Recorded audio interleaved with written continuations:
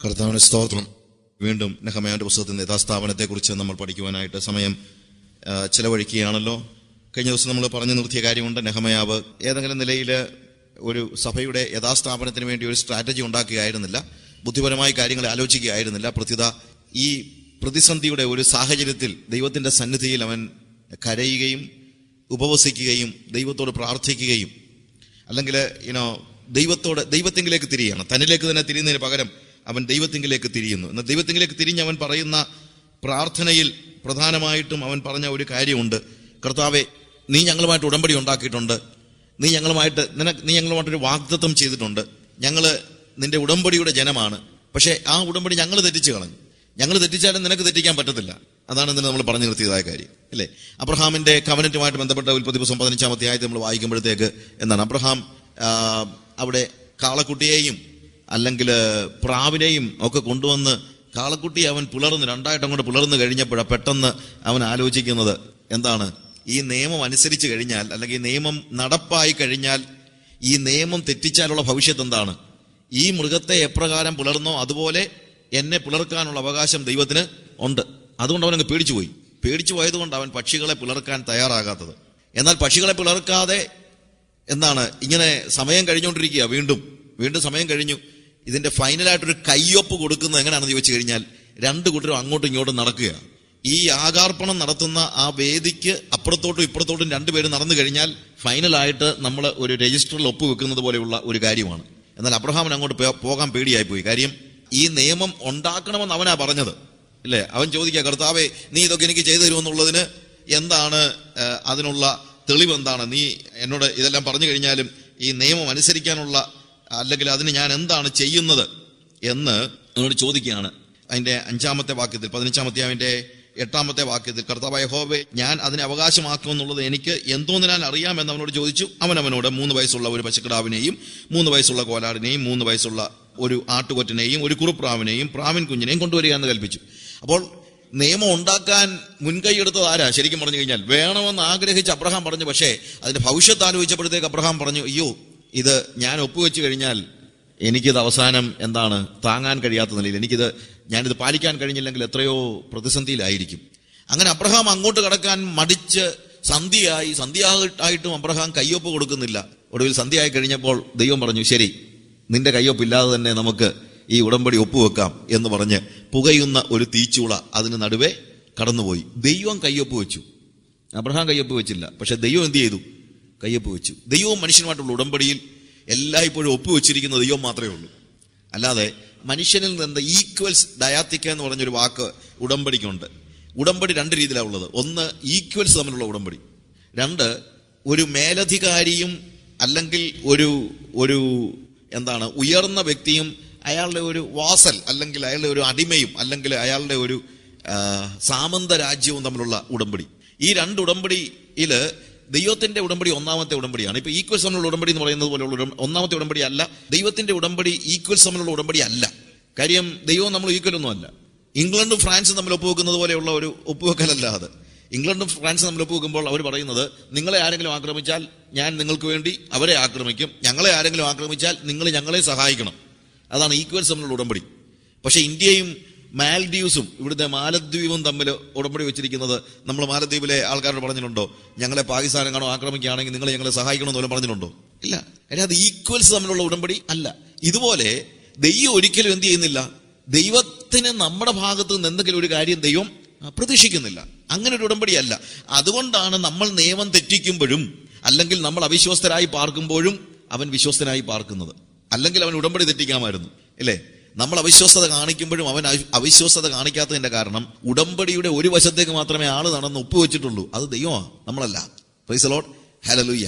അപ്പോൾ നെഹമ്യാ പറയുന്നത്, ശരിക്കും കർത്താവേ, നിന്നോടുള്ള ഞങ്ങളുടെ ഉടമ്പടി ഞങ്ങൾ തെറ്റിച്ചു കളഞ്ഞു, ഞങ്ങളോട് ക്ഷമിക്കണമേ. അതുകൊണ്ടാണ് പാപക്ഷമ അത്യന്താപേക്ഷിതമായി വരുന്നത്. ഞങ്ങളുടെ ഭാഗത്ത് നിന്ന് ഞങ്ങൾ തെറ്റ് ചെയ്തു, ഞങ്ങളോട് ക്ഷമിക്കണമേ. കാര്യം നീ ഒരു പ്രോമിസ് തന്നിട്ടുണ്ട്. എന്താണ് ആ പ്രോമിസ്? ഞങ്ങള് തെറ്റ് ചെയ്താൽ ഞങ്ങളെ ഭൂലോകത്തിന്റെ എല്ലാ വശത്തേക്കും ചിതറിച്ചു കളയുമെന്നും, മടങ്ങി വന്നു കഴിഞ്ഞാൽ ഞങ്ങളുടെ ഭ്രഷ്ടന്മാരെ എവിടെ നിന്നാണെങ്കിലും നീ മടക്കി ചേർക്കുമെന്നുള്ള നിന്റെ ഒരു ഉടമ്പടി ഉള്ളത് കൊണ്ട്, ആ ഉടമ്പടിയിൽ തൂങ്ങിക്കിടന്നുകൊണ്ട് ഞാൻ നിന്നോട് ആവശ്യപ്പെടുക, കർത്താവെ, ഞങ്ങളോട് കരുണ കാണിക്കണമേ. അവിടെയാണ് ഞാൻ പറഞ്ഞത്, എന്താണ്, ഞങ്ങൾക്ക് വേണ്ടി നിയമവും ദയയും പാലിക്കുന്ന ദൈവമേ എന്നാണ് അവൻ പറയുന്നത്. ദൈവം നിയമം മാത്രം പാലിക്കുന്ന വ്യക്തി ആയിരുന്നെങ്കിൽ നമുക്ക് ആർക്കും നിലനിൽക്കാൻ കഴിയത്തില്ലായിരുന്നു. ആർക്കെങ്കിലും പറയാൻ പറ്റുമോ, യെസ് കർത്താവ് എന്നോട് പറഞ്ഞ കാര്യമല്ല ഞാൻ ചെയ്തു, അതുകൊണ്ട് ദൈവം ഞാൻ പറയുന്ന കാര്യമൊക്കെ ചെയ്യാൻ ബാധ്യസ്ഥനാണെന്ന് ആർക്കെങ്കിലും പറയാൻ പറ്റുമോ? ഇല്ല, ഇല്ല. അതുകൊണ്ട് നമുക്ക് ഈ ഭൂമിയിൽ ജീവിക്കുന്ന കാലത്ത് ദൈവത്തിന്റെ സന്നിധിയിലേക്ക് കടന്നു ചെല്ലാനുള്ള, ഞാൻ പറഞ്ഞല്ലോ, നമുക്ക് ചെല്ലാൻ പറ്റുന്ന ഒറ്റ സിംഹാസനമേ ദൈവം ഭൂമിയിൽ വെച്ചിട്ടുള്ളൂ, അത് കൃപാസനമാണ്. അതുകൊണ്ട് തക്ക സമയത്ത് കരുണ ലഭിക്കേണ്ടതിന് കൃപാസനത്തിങ്കിലേക്ക് അടുത്ത് ചെല്ലുവാൻ ദൈവം നമുക്ക് അനുവാദം തന്നിരിക്കുകയാണ്. കൃപാസനത്തിങ്കിലേക്ക് നമ്മുടെ കഴിഞ്ഞ കാലത്തെ ജീവിതം വെച്ച് നോക്കിയാൽ അവന്റെ കരുണയില്ലാതെ അവന്റെ അടുത്തേക്ക് ചെല്ലാൻ പോലും നമുക്ക് കഴിയത്തില്ല.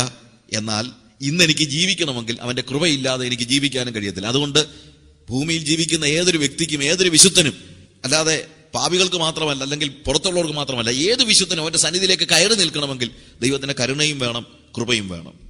ഹല്ലേലൂയ. അതുകൊണ്ട് കരുണയോടുകൂടെ 1-ാം അധ്യായത്തിന്റെ 10-ാം വാക്യത്തിൽ അവൻ പറയുകയാണ്, അവർ നിന്റെ മഹാശക്തി കൊണ്ടും ബലമുള്ള കൈ കൊണ്ടും നീ വീണ്ടെടുത്ത നിന്റെ ദാസന്മാരും നിന്റെ ജനവുമല്ലോ. അവൻ കഴിഞ്ഞ കാലത്തെ ഓർത്ത് ഒരു താങ്ക്സ് ഗിവിംഗിലേക്ക് പോകുകയാണ്. ഞാൻ പറഞ്ഞു, നെഹെമ്യായുടെ പ്രയറിനകത്ത് ഒരു ആക്ട്സ് ഉണ്ട്, ACTS. It is first of all adoration. അവൻ വർഷിപ്പ് ചെയ്യുന്നുണ്ട്. And it is confession. അവൻ പാപങ്ങളെ ഏറ്റുപറയുന്നുണ്ട്. And also it is thanksgiving. അവൻ പറയാണ്, കഴിഞ്ഞ നാളുകളിൽ, അവിടെ പറയുന്ന വാക്കിന്റെ അർത്ഥം ഇതാണ്, കർത്താവേ, അവർ നിന്റെ മഹാശക്തി കൊണ്ടും ബലമുള്ള കൈ കൊണ്ടും നീ വീണ്ടെടുത്ത നിന്റെ ദാസന്മാരും നിന്റെ ജനവുമല്ലോ. കർത്താവേ, നീ ഓർക്കുന്നില്ലേ അവരെ നീ മിസ്രൈമിൽ നിന്ന് വീണ്ടെടുത്തതായ കാര്യം? നീ ഓർക്കുന്നില്ലേ? യെസ്, അതിന് ഞങ്ങൾക്ക് നിന്നോട് നന്ദിയുണ്ട്.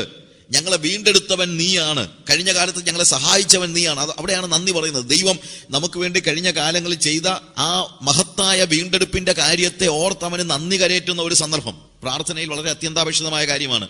ദൈവം നമുക്ക് വേണ്ടി എന്ത് ചെയ്തു എന്ന് പറഞ്ഞ് അവന് നന്ദി കരയേറ്റുകയാണ്. എന്നാൽ വീണ്ടെടുപ്പിന്റെ കാലം ഇപ്പോൾ ഒരു പഴങ്കഥയായി മാറിയിരിക്കുന്നു എന്നതാണ് യാഥാർത്ഥ്യം. കർത്താവെ, നീ വീണ്ടെടുത്തു എന്നുള്ളത് യാഥാർത്ഥ്യമാണ്.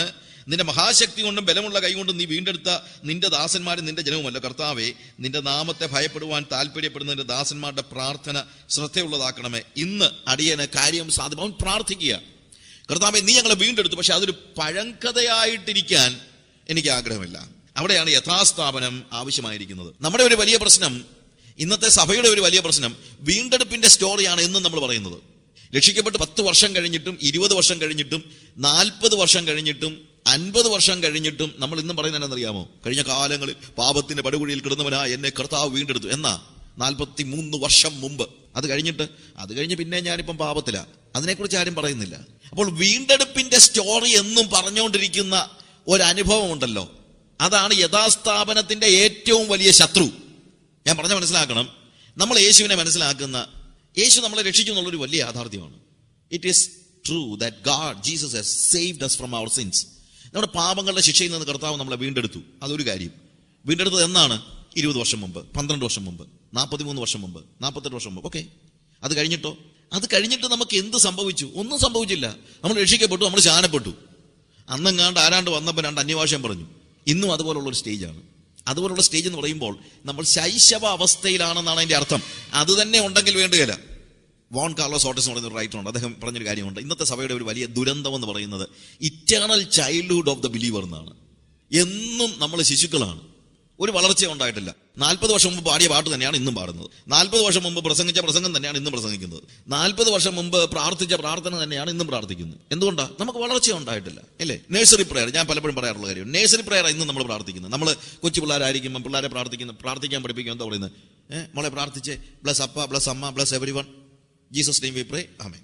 അപ്പ അനുഗ്രഹിക്കണേ, അമ്മ അനുഗ്രഹിക്കണേ, എല്ലാവരും അനുഗ്രഹിക്കണേ, ആമേൻ. കുറച്ച് കഴിയുമ്പോൾ കൊച്ചു ഈ പിള്ളേരുടെ പേര്, മറ്റുള്ളവരുടെ പേര്, കർത്താവെ അപ്പയെ അനുഗ്രഹിക്കണേ, അമ്മയെ അനുഗ്രഹിക്കണേ, അച്ചാച്ചനെ അനുഗ്രഹിക്കണേ, എന്തുവാ അവന്റെ കസിൻസിനെയോ ആരെങ്കിലും ഒക്കെ ആയിരിക്കും. അച്ചാച്ചനെ അനുഗ്രഹിക്കണമേ, ചേച്ചിയെ അനുഗ്രഹിക്കണേ, യേശു നാമത്തിൽ തന്നെ ആമീൻ. സ്കൂളിൽ പോകുമ്പോഴത്തേക്ക് കുറച്ചുകൂടെ കൂട്ടി പറയും, എന്താ കർത്താവെ രേഷ്മയെ അനുഗ്രഹിക്കണേ, സുനിലിനെ അനുഗ്രഹിക്കണേ. കാര്യം കൂടെ പഠിക്കുന്ന പിള്ളേരുടെ പേരോടൊക്കെ അതിന്റെ കൂട്ടത്തിൽ ചേർക്കും. പിന്നെ എന്തെങ്കിലും കാര്യങ്ങൾക്ക് പിള്ളേർ ചോദിക്കുമ്പോൾ, മോളെ നമ്മൾ യേശുപ്പച്ചനോട് പ്രാർത്ഥിക്കണം, എന്താ വേണമെങ്കിലും യേശുപ്പച്ചനോട് പ്രാർത്ഥിക്കണം. ഓക്കെ, കർത്താവെ എനിക്ക് ഐസ്ക്രീം വേണം, കർത്താവെ എനിക്ക് പെൻസിൽ വേണം, കർത്താവെ എനിക്ക് നല്ല മാർക്ക് വേണം. പിള്ളേർ ആകെ പ്രാർത്ഥിച്ചിട്ടുള്ളത് ബ്ലസ് മീ ഗിവ് മീ എന്നാണ്. അനുഗ്രഹിക്കണേ, തരണേ എന്നേ പ്രാർത്ഥിച്ചിട്ടുള്ളൂ. അത് നേഴ്സറി പ്രയറാ. നമ്മൾ എന്തോ ഇത്ര കൂടുതൽ പ്രാർത്ഥിക്കുന്നത്? നമ്മൾ കുറച്ചു പേരുടെ പേരൂടെ പറയുന്നുള്ളതല്ലാതെ എന്തുവാ, ഇല്ലേ? നമ്മുടെ പ്രാർത്ഥനയിൽ നമ്മൾ എന്തൂടെ പ്രാർത്ഥിക്കുന്നുണ്ട്? നമ്മൾ ഇത്രയും പേരുടെ പേര് പറഞ്ഞിട്ട് കുറച്ച് പേരുടെ പേരൂടെ പറയുന്നുണ്ട്. പിന്നെ തരണേ എന്ന് പറയുന്നത് പിള്ളേർ പറയുമ്പം ഐസ്ക്രീമും ചോക്ലേറ്റും ഒക്കെ ആണെങ്കിൽ നമ്മൾ പറയുന്നത് കാറും വീടും ഒക്കെ ആയിരിക്കും. എന്നാലും പ്രാർത്ഥന എന്ത് തന്നെയാണ്? അനുഗ്രഹിക്കണേ, തരണേ. These are all nursery prayers. എന്തുകൊണ്ടാണ്?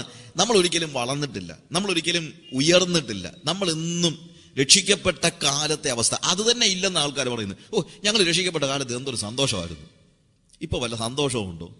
ഇവിടെ രക്ഷിക്കപ്പെട്ട കാലത്തെ സന്തോഷത്തിന് വേണ്ടി പോലും അല്ല നിന്നെ വിളിച്ചിരിക്കുന്നത്, ആണോ? രക്ഷിക്കപ്പെട്ട കാലത്ത് എന്തോ ഉണ്ടായിരുന്നു സന്തോഷം? അന്നൊന്നുമില്ലായിരുന്നു. ഞാൻ ഇന്ന് അനുഭവിക്കുന്ന ദൈവിക സന്തോഷം വെച്ച് നോക്കിക്കഴിഞ്ഞാൽ ഇന്ന് ഞാൻ കർത്താവിനെ എത്ര അറിയുന്നുണ്ട്. അന്ന് എനിക്ക് കർത്താവിനെ എന്നെ അറിയായിരുന്നു. എന്റെ അറിവ് എത്ര പരിമിതമായിരുന്നു.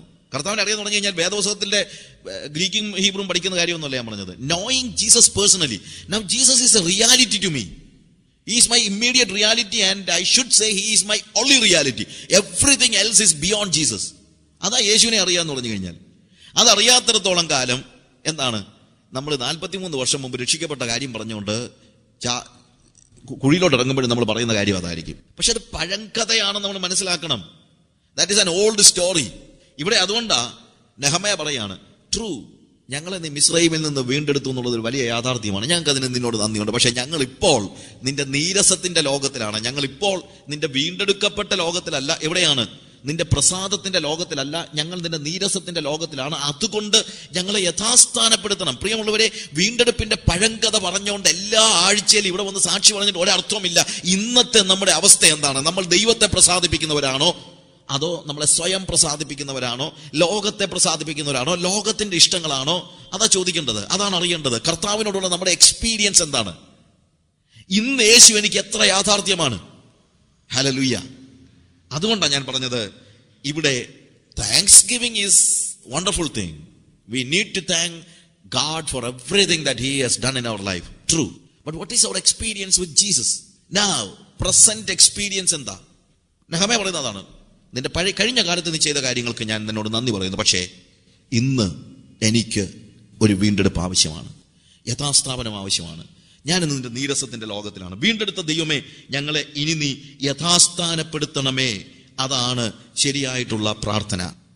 അങ്ങനെ പ്രാർത്ഥിച്ച് അതിന്റെ 11-ാമത്തെ വാക്യത്തിൽ, കർത്താവേ, നിന്റെ നാമത്തെ ഭയപ്പെടുവാൻ താല്പര്യപ്പെടുന്ന നിന്റെ ദാസന്മാരുടെ പ്രാർത്ഥനയ്ക്കും ശ്രദ്ധയുണ്ടായിരിക്കണമേ. ഇന്ന് അടിയനെ കാര്യം സാധിപ്പിച്ച് ഈ മനുഷ്യന്റെ മുമ്പാകെ എനിക്ക് ദയ ലഭിക്കുമാറാകട്ടെ. ഞാൻ രാജാവിന്റെ പാനപാത്രവാഹകൻ ആയിരുന്നു. നോക്കുക, അവൻ പ്രാർത്ഥിച്ച് കാര്യങ്ങൾ അവസാനിപ്പിക്കുകയല്ല. അവൻ പറയാണ്, ലോർഡ്, എന്റെ മനസ്സിൽ വേറെ ഒരു ആഗ്രഹമുണ്ട്, എനിക്ക് ഇത് പ്രാർത്ഥിച്ച് ആരെയെങ്കിലും അയക്കണമെന്നല്ല. കർത്താവേ, ഞാൻ അതിനുവേണ്ടി എന്താ ചെയ്യേണ്ടത്? അവൻ ഇൻവോൾവ് ചെയ്യാനായിട്ട് തയ്യാറാകുകയാണ്. അവൻ റിസ്ക് എടുക്കാനായിട്ട് തയ്യാറാവുകയാണ്. അവൻ പറയാ, ഇവൻ ഒരു വെറും പ്രാർത്ഥനയല്ല, പ്രവർത്തനത്തിന് മുന്നിട്ടിറങ്ങാനുള്ള ഒരു ഒരുക്കം അവനുണ്ട്. അവൻ പറയാണ്, കർത്താവേ, ഞാൻ ഇന്ന് രാജാവിന്റെ മുമ്പിൽ ചെന്ന് ചില കാര്യങ്ങൾ പറയാൻ പോകുകയാണ്. നിനക്ക് എന്നോട് കരുണ തോന്നിയിട്ട് നീ എന്ത് ചെയ്യണം? കർത്താവേ, അടിയന് നീ കാര്യം സാധിപ്പിച്ചു തരണമേ. വെറുതെ പ്രാർത്ഥിക്കുകയല്ല. ഞാൻ പറഞ്ഞല്ലോ, ഇന്ന് ഒരു കാര്യം ചെയ്യാതിരിക്കാനുള്ള ഒരു ഓൾട്ടർനേറ്റീവായിട്ടാണ് നമ്മൾ പലപ്പോഴും പ്രാർത്ഥന കാണുന്നത്. ഒരാൾ ഒരു കാര്യം പറയുമ്പോൾ നമ്മൾ എന്താ പറയുന്നത്? ബ്രദറെ പ്രാർത്ഥിക്കാം. ഒറീസയുടെ കാര്യം പറയുമ്പോൾ ശരി, പ്രാർത്ഥിക്കാം ബ്രദറെ, പ്രാർത്ഥിക്കാം. അല്ലെങ്കിൽ ഹിമാചലിലെ കാര്യം പറഞ്ഞു കഴിഞ്ഞാൽ നമുക്ക് പ്രാർത്ഥിക്കാം. എന്തോ പ്രാർത്ഥിക്കാമെന്ന് പറഞ്ഞത് എന്ന് വെച്ചാൽ എനിക്ക് വേറെ ഒന്നും ചെയ്യാൻ എന്നെ കിട്ടത്തില്ല, ഞാൻ എന്തോ ചെയ്തോളാം, പ്രാർത്ഥിച്ചോളാം. എന്തോ പ്രാർത്ഥന? പ്രാർത്ഥിച്ചു എന്നുള്ളൊരു സംതൃപ്തിക്ക് വേണ്ടി പ്രാർത്ഥിക്കുന്നതിനകത്ത് അർത്ഥമൊന്നുമില്ല. Prayer always asks you to involve in the matter where you have, or what all things that you have prayed. നീ പ്രാർത്ഥിച്ച കാര്യം എന്താണോ അതിനകത്ത് ഇൻവോൾവ് ചെയ്യാനുള്ള വലിയ ഒരു ഒരു ഒരു ഒരു വ്യഗ്രത നമുക്കുണ്ടാകണം. ഒരു വ്യഗ്രത, ഇൻവോൾവ്മെന്റ്. ഇവിടെ നോക്കുക, അവനൊരു ഇൻഫർമേഷൻ കിട്ടി. എന്താണ് ഇൻഫർമേഷൻ? യെരൂശലേമിലെ ജനങ്ങൾ അവർ മഹാകഷ്ടത്തിലായിരിക്കുന്നു, അവിടുത്തെ ജനങ്ങൾ അപമാനത്തിലായിരിക്കുന്നു, യെരൂശലേമിന്റെ മതിൽ ഇടിഞ്ഞു കിടക്കുന്നു, എന്താണ് യെരൂശലേമിന്റെ വാതിൽ തീ വെച്ച് ചുട്ടുകിടക്കുന്നു. ഞാൻ പറഞ്ഞല്ലോ 4 കാര്യങ്ങൾ അവൻ കേട്ടത് അവരുടെ മഹാകഷ്ടത്തിന്റെ അനുഭവം അല്ലേ? എന്തിനു വേണ്ടി ദൈവം ഇസ്രായേലിനെ ഭൂമിയിലാക്കിയോ ആ അവസ്ഥയിലല്ല അവരിപ്പോൾ. നമ്മളെ കൊണ്ട് ദൈവം ഉദ്ദേശിക്കുന്ന കാര്യം എന്തിനു വേണ്ടി നമ്മുടെ ദൈവം ഭൂമിയിലാക്കിയോ അത് ചെയ്യുന്നതിന് പരാജയപ്പെട്ടാൽ നമ്മുടെ ഒരു ദുരന്തമാണ്. 2, നമ്മൾ പറയുന്ന കാര്യങ്ങൾ പ്രവർത്തിക്കുന്നില്ലെങ്കിൽ ദൈവനാമത്തിന് നമ്മളൊരു അപമാനമാണ്. Christians are ordinary people with extraordinary claims എന്ന് രാധാകൃഷ്ണൻ പറഞ്ഞ വെറുതെ അല്ല. നമ്മൾ ഭയങ്കര ക്ലെയിംസ് ആണ് നടത്തുന്നത്, പക്ഷേ വി ആർ ഓർഡിനറി പീപ്പിൾ. അടുത്ത് വരുമ്പോഴാണ് അറിയുന്നത് ഒന്നുമില്ലാന്ന്, നാണം കെട്ട പരിപാടിയാണെന്ന് അല്ലേ? എനിക്ക് പരിചയം ഉണ്ടായിരുന്ന ഒരു സഹോദരൻ, വളരെ കഴിവുള്ള ഒരു സഹോദരനാണ്. പക്ഷെ അവൻ സഭയുടെ ഒരു കാര്യങ്ങൾ ഇൻവോൾവ് ചെയ്യുന്നില്ല. അവൻ്റെ അപ്പന് വേണ്ടി അവൻ സഭായോഗത്തിന് പോകുന്നുണ്ടെന്നുള്ളത് ഒന്നും ചെയ്യുന്നില്ല. അപ്പം ഞാൻ ഒരു ദിവസം ഇവനോട് ചോദിച്ചു, മോനെ നീ എന്ത് ഈ കാര്യങ്ങളിലൊന്നും ഇൻവോൾവ് ചെയ്യാത്ത? ഞാൻ പറഞ്ഞു, അച്ഛാ ഞാൻ നേതാക്കന്മാരായ ചില ആളുകളുമായിട്ട് അടുത്ത സമയത്ത് ഇടപെടേണ്ടി വന്നു ചോദിച്ചു. എന്നിട്ട് ഒരു ദിവസം എന്നോടൊരാൾ ഒരു കാര്യം പറഞ്ഞു. പിറ്റേ ദിവസം വീണ്ടും കണ്ട് പല ആളുകൾ ഇരിക്കുമ്പോൾ ഇതേ കാര്യം ഞാൻ ചോദിച്ചു. ഇങ്ങനെ സംസാരിച്ച കൂട്ടത്തിൽ ഞാൻ അദ്ദേഹത്തെ പറഞ്ഞു, അച്ഛാ ഇന്നലെ അങ്ങനെ അല്ലല്ലോ പറഞ്ഞത്. ഇന്നലെ ഞാൻ എന്താ പറഞ്ഞു? അല്ല ഇന്നലെ എന്നോട് പറഞ്ഞത് എന്താ പറഞ്ഞു ഞാൻ ബ്രദറിനോട്? അല്ല ഇങ്ങനെയാണല്ലോ പറഞ്ഞത്. ഇല്ല ബ്രദർ, ഞാൻ അങ്ങനെ പറഞ്ഞിട്ടില്ല. മുഖത്ത് നോക്കി കള്ളം പറഞ്ഞു. ഞാൻ എന്ത് ചെയ്യും? ഇവരുടെ കൂടെ നിൽക്കാൻ എന്നെ കൊണ്ട് പറ്റത്തില്ല. ഞാൻ അദ്ദേഹത്തോട് എന്താ പറയണ്ടേ? ആ പയ്യനോട് എന്താ പറയണ്ടേ? അതാണ് നമ്മുടെ അപമാനം. അല്ലാതെ നമ്മുടെ അപമാനം എന്ന് പറയുന്നത് പീഡനമൊന്നുമല്ല. എന്താണ് സഭയുടെ അപമാനം? പറയുന്നത് പ്രവർത്തിക്കുന്നില്ല എന്നുള്ളതാണ് ഇന്ന് നമ്മുടെ അപമാനം, അല്ലേ? ഇടിഞ്ഞു കിടക്കുകയാണ്. ലോകം സഭയ്ക്കകത്തേക്കും സഭ ലോകത്തിലേക്കും ഇറങ്ങിപ്പോയിരിക്കുന്ന ഒരു സ്റ്റേജ്. ആ ഒരു സ്റ്റേജിൽ ഇവൻ പ്രാർത്ഥിച്ചിട്ട്, ഞാൻ പറഞ്ഞല്ലോ, പ്രാർത്ഥിച്ച് വഴക്കുണ്ടാക്കുകയല്ല, അല്ലെങ്കിൽ ഈ കാര്യങ്ങൾ കേട്ടപ്പോഴത്തേക്ക് എല്ലാവരെയും ഓടി നടന്ന് ചീത്ത വിളിക്കുകയല്ല. He was turning towards God. അവൻ ദൈവത്തിങ്കിലേക്ക് തിരിയാണ്. വേദനയോടുകൂടെ ദൈവത്തിങ്കിലേക്ക് തിരിഞ്ഞു, ഉപവസിച്ചു, പ്രാർത്ഥിച്ചു. എന്നിട്ട് പറയാണ്, കർത്താവേ എനിക്കെന്ത് ചെയ്യാൻ പറ്റും ഈ കാര്യത്തിൽ? എൻ്റെ സഭയുടെ ഈ ദുസ്ഥിതിയിൽ എനിക്കെന്ത് ചെയ്യാൻ പറ്റും? ഞാൻ എന്ത് ചെയ്യണം? കർത്താവിനോട് അത് ചോദിക്കണം. പക്ഷെ നമ്മൾ പറയുന്നത് അറിയാം, എൻ്റെ ബ്രദറെ നമുക്ക് വല്ലതുപോലെ ശരിയാക്കാൻ പറ്റുമോ? വല്ലവിധനെ മരിച്ചവരുടെ ഇടയിൽ നിന്ന് പുനരുത്ഥാനം പ്രാപിക്കാനായിട്ട് ബ്രദർ പരിശ്രമിക്കുക. എന്തിനാ കിടന്ന് ചാകാൻ തുടങ്ങുന്നത്?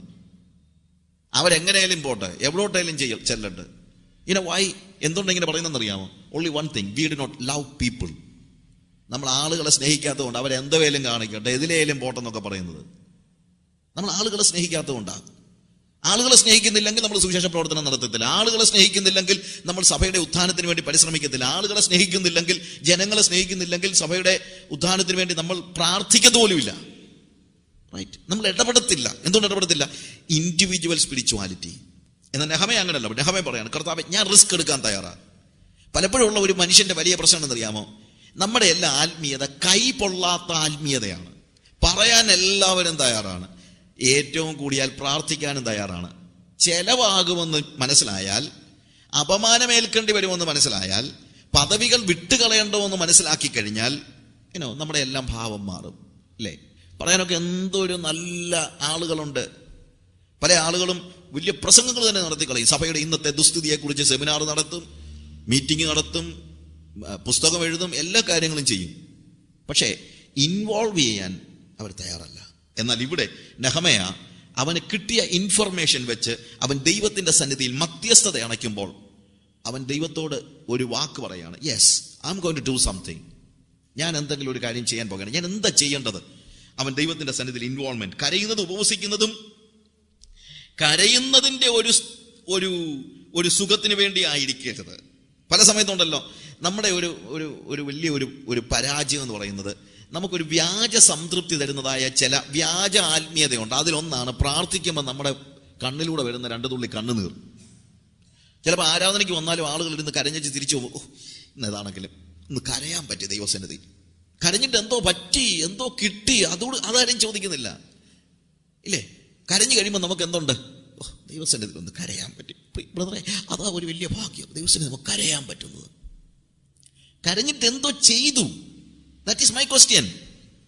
നെഹമയ കരഞ്ഞു, പക്ഷെ നെഹമയ കരഞ്ഞിട്ട് എന്ത് ചെയ്തു? അവൻ പ്രവർത്തിക്കാൻ തയ്യാറായി.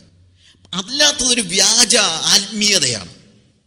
വെറുതെ ഇവിടെ നിന്ന് മേള് കീഴിച്ച് ആടി പ്രാർത്ഥിച്ചിട്ട് ജീവിതത്തിൽ ഒരു വ്യത്യാസം ഉണ്ടാകാതെ, കൈപൊള്ളാതെ ജീവിക്കാൻ നമ്മൾ ഇന്ന് എന്തിനാണ്?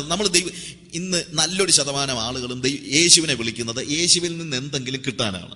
അത് കഴിഞ്ഞാൽ യേശുവിനെ വിളിക്കുന്നത് കിട്ടിയത് പോകാതിരിക്കാനാണ്. ആദ്യം വിളിക്കുന്നത് വല്ലതും കിട്ടാനാ, രണ്ടാമത് വിളിക്കുന്നത് എന്തിനാണെന്നറിയാമോ? കിട്ടിയത് പോകാതിരിക്കാൻ, ഇല്ലേ? അതാ ഞാൻ പറഞ്ഞത്, നമ്മൾ ഇൻഫൻസ് ആണെന്ന്. കൊച്ചു പിള്ളേരെ എല്ലാം കിട്ടണമെന്ന് പറയുന്നത്. പ്രായമാകുമ്പോൾ നമ്മൾ എന്ത് ചെയ്യുന്നറിയാമോ? കൊടുത്തോണ്ടിരിക്കും, ഇല്ലേ? ഞാൻ ചെറുപ്പത്തിൽ എൻ്റെ അപ്പനോടും അമ്മയോടും ഒക്കെ എന്ത് ചെയ്തുകൊണ്ടിരുന്നു? വാങ്ങിച്ചുകൊണ്ടിരുന്നു. പ്രായമാകുമ്പോൾ ഞാൻ എന്ത് ചെയ്തുകൊണ്ടിരിക്കുന്നു? കൊടുക്കുന്നു, ഇല്ലേ? അപ്പനും അമ്മയ്ക്കും മക്കൾക്കും എല്ലാവർക്കും മച്ചുവർ ആകുന്നവർ കൊടുത്തുകൊണ്ടിരിക്കും, ശിശുക്കള് വാങ്ങിച്ചുകൊണ്ടിരിക്കും. അത്രേ ഉള്ളു കാര്യം. ഒരു മനുഷ്യൻ ആത്മീയൻ അവൻ മച്ചുവർ ആണോ ഇല്ലയോ എന്നറിയാനുള്ള ഏക തെളിവ് എന്നാന്ന് ചോദിച്ചു കഴിഞ്ഞാൽ എന്താ? അവന്റെ ആത്മീയതയും അവന്റെ ഭൗതികതയും എന്തും ആയിക്കോട്ടെ, കൊടുത്തോണ്ടേ ഇരിക്കുന്നവൻ മച്ചുവറാണ്. വാങ്ങിച്ചോണ്ടേ ഇരിക്കുന്നവൻ എന്താ? അവൻ ശിശുവാണ്. എന്ത് കാര്യം ഉണ്ടെങ്കിലും ഇല്ലേ? ഒരു ചെറിയ തലവേദന ഉണ്ടെങ്കിൽ, ഒരു പല്ലുവേദന ഉണ്ടെങ്കിൽ ഉടനെ പാസ്റ്ററെ വിളിക്കും. പാസ്റ്ററെ തലവേദനയാ, പ്രാർത്ഥിക്കണേ. പിന്നെ പാസ്റ്റർ പ്രാർത്ഥിക്കും, pain go away come again another day എന്ന് പ്രാർത്ഥിക്കും. അല്ല പിന്നെന്താ പ്രാർത്ഥിക്കാന്? പിറ്റേ ദിവസം പിന്നെയും പ്രാർത്ഥിക്കും, പാസ്റ്ററെ ഇന്നലെ അങ്ങ് പ്രാർത്ഥിച്ചപ്പോൾ പോയായിരുന്നു, ഇന്ന് പ്രാർത്ഥിക്കണേ. ദൈവം നിന്നെ വിളിച്ച എന്നും പ്രാർത്ഥിക്കണേ പറഞ്ഞുകൊണ്ടിരിക്കാനല്ല, വല്ലവർക്കും വേണ്ടി പോയി പ്രാർത്ഥിക്കാനാ. ഹല്ലേലൂയ. അത് നമ്മൾ മനസ്സിലാക്കണം. അപ്പോഴാണ് നമ്മൾ ശൈശവ അവസ്ഥയിൽ നിന്ന് മുതിരുന്നത്. So stop going to somewhere and somebody അവിടെ പോയി പ്രാർത്ഥിക്കുക, ഇവിടെ പോയി പ്രാർത്ഥിക്കുക, ഇന്ന കൂട്ടായ്മയിൽ പോയി പ്രാർത്ഥിക്കുക, ആ കൂട്ടായ്മയിൽ പോയി പ്രാർത്ഥിക്കുക, അവിടെ പോയി പ്രാർത്ഥിച്ച സൗഖ്യം, ഇവിടെ പോയി പ്രാർത്ഥിച്ച സൗഖ്യം. എന്നറിയാമോ? ശിശുക്കളാ. നിങ്ങൾ പോയി പ്രാർത്ഥിക്കുക ആളുകളുടെ അടുത്ത്. അപ്പോഴാണ് നിങ്ങൾ മച്യൂർ ആകുന്നത്. You start praying for others. Why not? അതാണ് ഞാൻ പറഞ്ഞത്. ഈ കരച്ചിലിന് എന്താണ്, ഒരു സുഖത്തിന് വേണ്ടിയുള്ള ആത്മീയത നമ്മൾ വിട്ടുകളഞ്ഞേ മതിയാകൂ. നെഹമ്യാവിന്റെ ആത്മീയത ഒരു സുഖത്തിന് വേണ്ടിയുള്ളതല്ല. അവൻ കരഞ്ഞത് കൊണ്ട് ദൈവസന്നിധി കരയാൻ പറ്റി. ദൈവസന്നിധി കഴിഞ്ഞ 40 ദിവസം ഉപവാസത്തോടും പ്രാർത്ഥനയോടും കൂടി ഇരിപ്പാനായിട്ട് കർത്താവ് സഹായിച്ചു. എന്നിട്ട് അത് കഴിഞ്ഞിപ്പം പിന്നെ ഉപവാസം കഴിഞ്ഞില്ലയോ? ഉപവാസം എന്തെങ്കിലും ഒരു കാര്യം ചെയ്യാൻ വേണ്ടിയുള്ള ശക്തി സംഭരിക്കാനാണ്. ദൈവത്തിന് നിങ്ങളെക്കുറിച്ച് ആഗ്രഹിക്കുന്ന കാര്യം ചെയ്യാനുള്ള മെച്യൂരിറ്റിക്ക് വേണ്ടിയാണ് ഉപവസിക്കേണ്ടത്. അതിനു വേണ്ടിയാണ് പ്രാർത്ഥിക്കേണ്ടത്. പ്രവൃത്തിയിലേക്ക് നയിക്കാത്ത ഏത് കാര്യവും പാഴാ. പ്രവൃത്തിയിലേക്ക് നയിക്കാത്ത അന്യഭാഷയും പാഴാ. അപ്പോസ്തലപ്രവൃത്തി 1-ാം അധ്യായത്തിൽ കർത്താവ് പറഞ്ഞ എന്താണ്? You shall receive power when the Spirit of the Lord will come upon you, and you shall be my witnesses in Jerusalem, Judea, Samaria, and to the ends of the earth. നിങ്ങൾക്ക് ശക്തി ലഭിച്ചിട്ട്, പരിശുദ്ധാത്മാവ് നിങ്ങളുടെ മേൽ വരുമ്പോൾ നിങ്ങൾ ശക്തി ലഭിച്ചിട്ട്, ശക്തി ലഭിക്കും എന്ന് പറഞ്ഞ് നിർത്തുകയല്ല, ശക്തി ലഭിച്ചിട്ട് യെരൂശലേമിലും യഹൂദയിലും ശമര്യയിലും ഭൂമിയുടെ അറ്റത്തോളവും എന്റെ സാക്ഷികൾ ആകും. അപ്പൊ എന്തിനാ ശക്തി ലഭിക്കുന്നത്? സാക്ഷി ആകാനാ, അല്ലേ? അങ്ങനെ അത് സാക്ഷി ആകുന്നില്ലെങ്കിലോ, അല്ലെങ്കിൽ ഈ ആത്മാവിന്റെ ശക്തി വേറൊരു കാര്യത്തിന് വേണ്ടിയാണ് ഉപയോഗിക്കുന്നതെങ്കിലോ? ഞാൻ ചിലപ്പോൾ ഉദാഹരണമായിട്ട് പറയാറുണ്ട്. ഒരു ഗവൺമെന്റ് കോൺട്രാക്ടർ അയാളെ ഒരു പാലം പണിയാൻ ഏൽപ്പിച്ചെന്ന് വെക്കുക. പാലം പണിയാൻ വേണ്ടി അയാൾക്ക് 10,000 ചാക്ക് സിമെന്റും 2,000 കിലോ കമ്പിയും അങ്ങനെ ഗവൺമെന്റ് കൊടുക്കുന്നത്, കാശ് കൊടുക്കുന്നതിന് പകരം. അതെല്ലാം ഇയാൾ വാങ്ങിച്ചു. ഇയാൾ പാലം പണിതില്ല. പാലം പണിതില്ലെങ്കിൽ നമ്മളെന്താ പറയും? അത് സാരമില്ല, അയാൾ ഏതാണെങ്കിലും അത്രയും കാര്യങ്ങൾ അയാൾ സൂക്ഷിച്ചു വെക്കുന്നുണ്ടല്ലോ, അല്ലേ? ഒരു വെയർ ഹൗസ് ഉണ്ടല്ലോ അയാൾക്ക് എന്ന് പറഞ്ഞ് നമ്മൾ ആശ്വസിക്കുമോ? ഇല്ല. കാര്യം ഇത് വെയർ ഹൗസിൽ സൂക്ഷിച്ചു വെക്കുന്നത് പോലെ ആത്മാവിനെ സൂക്ഷിച്ചു വെക്കാനല്ല ദൈവം പരിശുദ്ധാത്മാവിനെ നൽകിയിരിക്കുന്നത്. ഇനി അതല്ല, ഈ 10,000 ചാക്ക് സിമെന്റ് കൊണ്ടും 2,000 കിലോ അല്ലെങ്കിൽ 5,000 കിലോ കമ്പി കൊണ്ട് അയാൾ ഒരു നല്ല ഒരു കൊട്ടാരം പോലെ ഒരു വീട് പണിതാൽ നിങ്ങൾ എന്താ പറയും? അയാൾ പാലം പണിതില്ലെങ്കിൽ എന്തവേലും പണിതല്ലോ എന്ന് പറയുമോ? ഇല്ല. നമ്മൾ പറയും കള്ളൻ, അവൻ പാലം പണിയാൻ കൊടുത്ത കാശ് കൊണ്ട് കണ്ടില്ലയോ പണിത് വെച്ചിരിക്കുന്നത് സ്വന്തം വീട്. ഇതുപോലെയാണ് ഇവിടെ കിടന്ന് ചാടി അന്യഭാഷ പറഞ്ഞേച്ച് വീട്ടിൽ പോയി കിടന്ന് ഉറങ്ങുന്നവന്റെ അവസ്ഥ. ഇവിടെ കിടന്ന് ചാടി അന്യഭാഷ പറയുന്നവൻ പുറത്തു പോയി സാക്ഷിയാകുന്നില്ലെങ്കിൽ വേദപുസ്തക പ്രകാരം നിങ്ങളെ വിളിക്കേണ്ടത് കള്ളൻ എന്നാ. കാര്യം ദൈവത്തിന്റെ സ്വത്ത് കവർച്ച ചെയ്ത് സ്വന്തം കാര്യത്തിന് വേണ്ടി ഉപയോഗിക്കുക, അല്ല തന്നെ? Praise the Lord. Praise the Lord എന്ന് പറയാനൊക്കെ പേടിയായിരിക്കും, അല്ലേ? ഫാക്റ്റാ ഞാൻ പറഞ്ഞത്. സോ അതുകൊണ്ട് നെഹമ്യാ എന്ത് ചെയ്തു? നെഹമ്യാ അവൻ പ്രവൃത്തിയിലേക്ക് എടുത്തു ചാടുകയാണ്. പല ആളുകളും പ്ലാനിങ്ങിൽ കിടന്ന് നട്ടം തിരിയത്തേ ഉള്ളൂ. ഞാൻ ഭോപ്പാലിൽ ഒരു ബൈബിൾ സ്കൂളിന്റെ ഗ്രാജുവേഷന് വേണ്ടി അവരെന്നെ വിളിച്ചു. അവിടെ വെച്ച് അവിടെ പഠിപ്പിക്കുന്ന ഒരു ടീച്ചർ എൻ്റെ അടുത്ത് ഒരു ബ്രോഷർ കൊണ്ടു തന്നു. അപ്പോൾ ബ്രോഷർ കൊണ്ടു തന്നത് അദ്ദേഹത്തിന്റെ എന്തോ ഒരു മിനിസ്ട്രിയുടെ പേര് പറഞ്ഞുകൊണ്ടൊരു ബ്രോഷറാണ്. അപ്പോൾ അതിനുവേണ്ടിയുള്ള പണപ്പിരിവും എല്ലാം ഉണ്ട്. ഇച്ചിരി പഴക്കമുള്ള ബ്രോഷറാണ്. അപ്പോൾ ഞാൻ ചോദിച്ചു, ഞാൻ നോക്കിക്കഴിഞ്ഞപ്പോഴത്തേക്ക് ഈ ഇദ്ദേഹത്തിന്റെ മിനിസ്ട്രിക്കകത്ത് വേറെ ഒരു ബൈബിൾ സ്കൂളും നടത്തുന്നുണ്ട്. അപ്പൊ ഞാൻ ചിന്തിച്ചേട്ടാ, ഇതെങ്ങനെ പറ്റുന്നത്? ഇവിടുത്തെ ഈ ബൈബിൾ സ്കൂളിൽ പഠിപ്പിച്ചുകൊണ്ടിരിക്കുന്നവരെങ്ങനെ വേറൊരു ബൈബിൾ സ്കൂൾ നടത്തുന്നത്? അപ്പൊ ഞാൻ ചോദിച്ചു, പാസ്റ്ററെ എവിടെയാണ് നിങ്ങളുടെ ബൈബിൾ സ്കൂള്? ഇല്ലില്ല, ഞങ്ങൾക്ക് ബൈബിൾ സ്കൂളില്ല, we intend to start a Bible school. അപ്പൊ ഞാൻ ചോദിച്ചു, ഈ പറഞ്ഞിരിക്കുന്ന ഓർഫനേജ് എവിടെയാ? അല്ല, ഓർഫനേജ് ഞങ്ങൾ തുടങ്ങിയിട്ടില്ല, we intend to start an orphanage. അല്ല, ഏതൊക്കെ വില്ലേജസിലാണ് വർക്കുള്ളത്? അല്ല, വില്ലേജിൽ വർക്ക് നമ്മളങ്ങനെ ഇതുവരെ തുടങ്ങിയിട്ടില്ല.